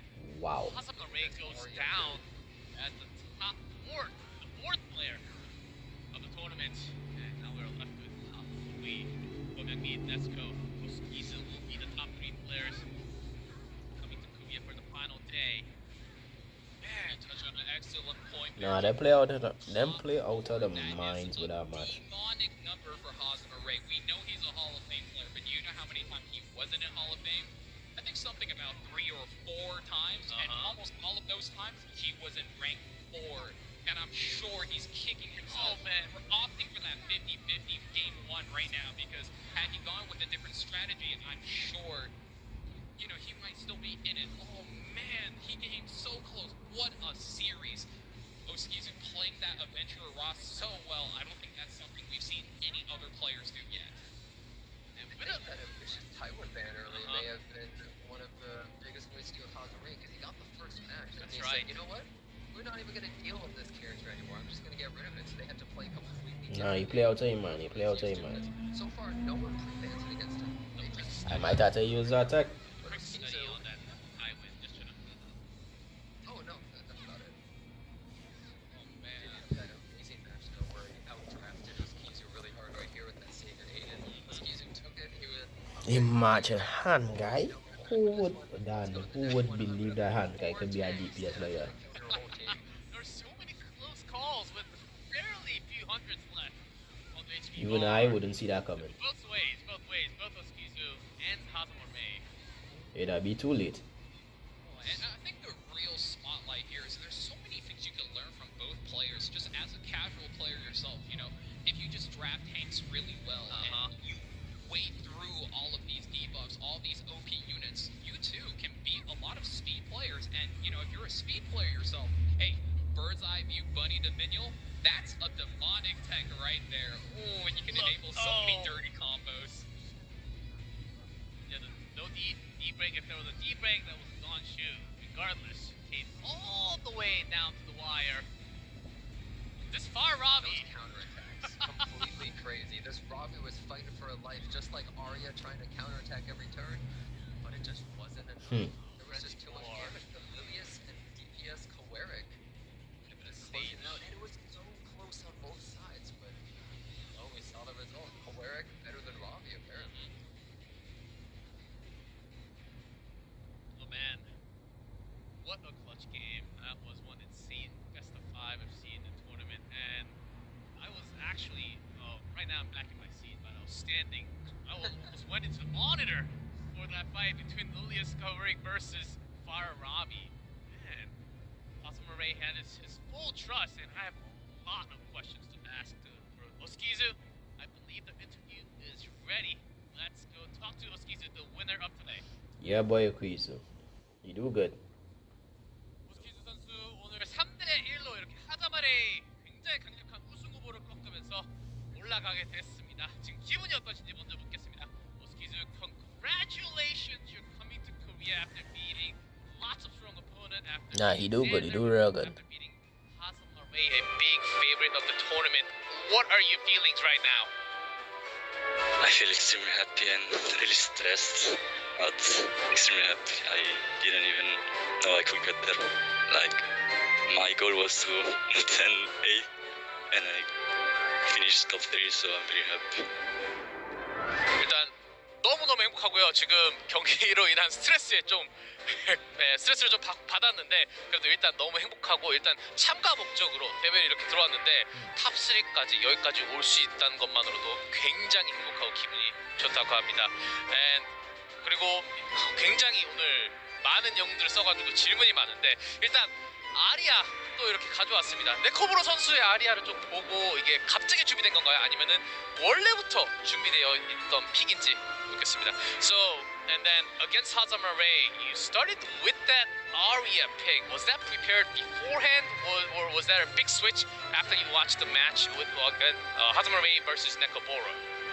Oh, after I watched the match with Kjamiee, I knew I couldn't do Fade Iwin like early on. So I had to flip the game. It was a 50-50. If the monk strip, I knew I would lose, so I had to take the risk. And I banned 8-Hawin immediately, so I knew I wasn't gonna win the game if I didn't flip the game. 일단 그렇게 100% 준비되어 있던 건 아니고 거기다가 나월이 적중을 했다면 또 게임이 어떻게 될 건지 몰라서 일단 50-50이었다고 하는데 그래도 이렇게 어떻게 잘 풀어갔다고 합니다. 그리고 이제 다음에 라스 이렇게 많이 기용해 주는데 유일하게 라스를 굉장히 많이 쓰는 선수가 오스키즈 선수밖에 없는데 이렇게 많이 사용할 줄 몰랐습니다. 오늘 하자마레 선수한테도 굉장히 많이 사용을 했고 왜 이렇게 많이 사용을 하고 그리고 어느 정도 좋은지 한 번 더 말씀 묻겠습니다. And Adventurer Ross, you're certainly a lover of Adventurer Ross, and no one else picks him. No one else in the tournament uses him. But why would you bring him with this much stake on the line? I mean, this is a best of 5. I know I'm gonna get in target ban. Like you saw the Carming Albedo, a Tywin ban. So I was low on knights, so I had little options, and I chose Aeras because it goes well with Yuffie, Candy, and other DPSs. So I think he was pretty good overall. 일단 베스트 오브 5이기도 하고 타겟밴 당할 확률이 굉장히 높다고 생각했습니다. 그렇기 때문에 저한테는 옵션이 많이 없었다는 걸 알고 있었고 뭐 시피네랑 랑디 이런 픽들이랑 같이 써도 굉장히 좋은 픽이기도 하고 그렇기 때문에 라스를 이렇게 고를 수밖에 없다고 합니다. 그리고 상대방 하자마레이가 이렇게 불라비를 굉장히 많이 기용하는 걸로 물론 알고 있었을 텐데 준비가 어느 정도 되었나요? 어떤 식으로 상대하기를 이렇게 머리에 넣어놓고 있었는지 물어보겠습니다. And you knew that Robbie Hazamarey loves to pick the fire Robbie. What kind of game plan, drafting style did you have in ready to go up against him today? Oh, actually, I don't know. I was already happy with top 4, so I didn't think much for Hazamare. I only watched the 8-Highwing game with SSV, so I didn't prepare anything, to be honest. But like, I don't know why Hazamare loves to pick Ravi, to be honest. I don't think she's a good hero without mental qualities, so I don't get it. 일단 첫 경기를 이기고 나서 뭐 타이윈 정도 배나야겠다라고 이 정도만 생각했고 라비까지는 생각을 그렇게 하자마레 상대로 라비까지는 생각을 그렇게 많이 못했다고 합니다. 그리고 솔직히 말하면은 불라비가 그렇게 좋은지 잘 모르겠는데 뭐 일단 하자마레 선수가 많이 쓰는 거 보고서 뭐 그럴 수도 있지 라는 정도 생각을 가졌다고 합니다. 그리고 이제 한국에 탑3로 오게 됐는데 기분이 어떤지 그리고 어떤 경기를 또 보여주게 될지 한국에 대한 기대감은 어떤지 물어보겠습니다. And Oskizu, you're coming to Korea as a top 3. What are your plans? Any expectations coming to Korea? Have you ever been to Korea first of all? Oh, this is my first time going to Korea, so I'm kinda excited, but at the same time I'm kinda like sad because I have to skip an exam for that. So. But overall, I'm excited. Exams can wait, okay? E7WC doesn't wait. 일단 한국 처음 오게 된 거고 굉장히 흥분되고 그리고 시험을 좀 놓쳐야 되는 게 있어가지고 조금 그런 게 있는데 그래도 한국에 오게 되는 거 자체가 굉장히 흥분되고 좋다고 합니다. 그리고 이제 위에 고명미, 네즈코 이 선수 둘 중 한 명과 붙게 될 텐데 어떤 선수가 올라갈 것 같고 어떤 선수가 내려와서 본인과 붙을지 물어보겠습니다. And Kjamiee Nezuko will happen first before you go up against either player. Which player do you think is going straight to the finals and coming down to go up against you? Nezuko or Kjamiee? I would like to say Nezuko because he's very limited. Like I know he's here to play, so he's gonna have a hard time against KJ. But you never know. It's the finals. The nerves can get to you, so everything can happen. 일단 네스코 선수가 조금 더 제한적인 면이 있지 않을까라고 생각돼서 네스코가 내려오고 고영미 선수가 그랜드 파이널로 직행할 것 같은데 하지만 마지막 날이고 어떻게 될지 모르는 거기 때문에 또 그렇게 생각한다고 합니다. Oskizu, congratulations once again to the victory and I'll see you in Korea. I would like to I would like to thank the KCHAM community for helping me out, like Lunel, Kat, AB, KCHAM, especially Lunel. Like yesterday, gave me very good advice, and KCHAM, which mocked me like 5 times last minute, so I really appreciate it. 네, 그리고 마지막으로 도와준 커뮤니티 멤버들에게 굉장히 고마움을 표하고 싶답니다. 루날, KCHAM 등 굉장히 많은 선수들이 플레이어들이 도와줬는데 이렇게 또 샤웃아웃을 한번 보내고 인터뷰를 마무리하겠습니다. Thank you, Oskizu, for the interview, and I'll definitely see you in Korea in a couple of weeks. Congratulations once again. Thank you. Oh wow, that Arya. Well. Arya really made a big change today, right? Yeah, I think his teacher will understand if he goes to Korea for a once-in-a-lifetime opportunity. He can skip a single test. Maybe he can make it up later. Arya is such a strong unit with all of these single target damage units, and especially in the series against Hazama Ray's roster, she was just such a power pick. Excellently drafted. Good homework being done as well. Doing homework on the fly. Oh, the teacher's going, okay, let me take notes real quick. Yeah. If you have that many helping hands, it can definitely help, and we could see it from both players. The drafting, the level, the quality, and the hero pool that we have seen today, it has been very wide, very wide. Even Fairy Tail Tenebria and Solitaria.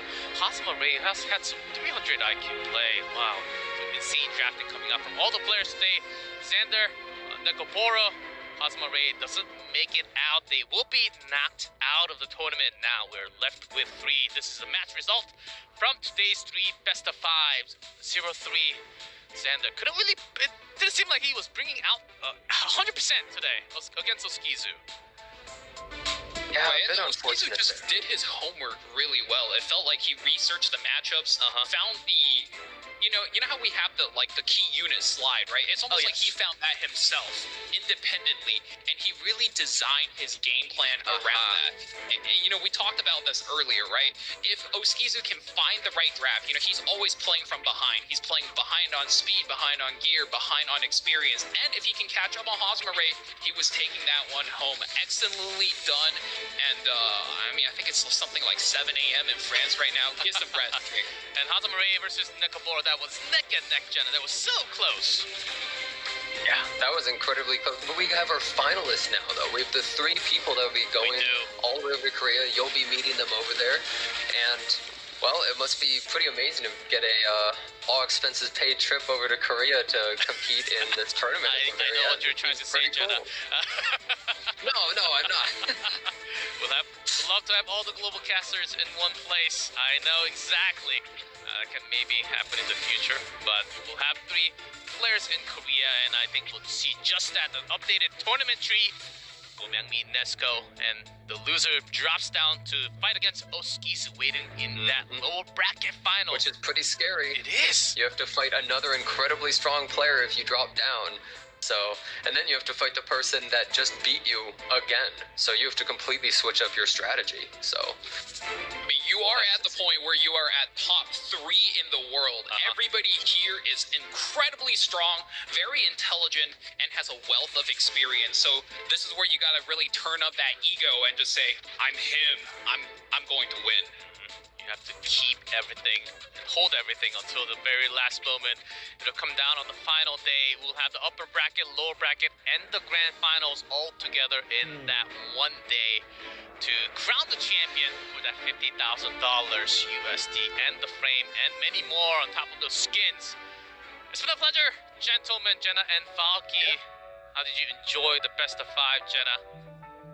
Hey, I thought it was actually pretty great. We had some really close games, and we weren't even really sure who would possibly make it out. Some of the top people just being taken out straight up. So I thought it was a pretty great day for matches, and excited to see what the finals are going to look like. Oh yes, Falky, any last words before we close? We got to see some excellent matches. I'm starting to understand why these matches are called sweaty now, and I can't wait to have a shower afterwards. It's been an absolute pleasure casting these matches with you boys. It was so much fun, and good luck to all contestants on the finals. May the RNG dual attacks always be in your favor. Sometimes you need that extra luck for that RNG, but sometimes you just need the skills to get through the drafting perfectly, calculated into game to immediately win out. That's Epic 7 sometimes. But these top 3, they've climbed all the way, and we are left with just one last day. August 31st with the grand finals, starting from the upper bracket, lower bracket finals, and then the grand finals. We have top 3. Is it going to be Kjamiee, Nesco, or Oskizu? We'll have that answer in just a couple of weeks. Thank you, gentlemen, for joining me on day number 3. We will have one more day, guys. Make sure to come back for the grand final. It's going to be epic. It's going to be wonderful. See you guys all there in a couple of weeks at the grand finals of E7WC 2024. Well, that's it, boys. That's it. Talk about a roller coaster. I'm so glad I was here to get to see this with you guys. It's what time it is right now. It's like 1:42 in the morning over here in the Caribbean. My eyes are weary. So predictions. I think as long as you're in the best of 3 in the world, mind you, it doesn't matter. It's anybody who could win. I hope hopefully we can just see a lot of amazing plays. Yeah, and I really like Nezuko Jed. Big ups to you for being a free to play. That means once you're paying the enough effort, the time, and you align yourself with your account and your skills, you can be just like Nezuko up in the E7 World Finals, beating all these players who has been spending the money to get ahead. You can be there. All right. I think this is about time. Time to roll up in bed. I really do appreciate you guys coming along. Again. Nah, not again. I really do appreciate you guys coming along and hanging out with me in the stream. It's a real vibe. Also I might be trying to stream tomorrow on my second channel. I think I have to stream some Division or some Dead by Daylight. We go see. Right? So, that was it for the live stream, the watch party. Thank you again.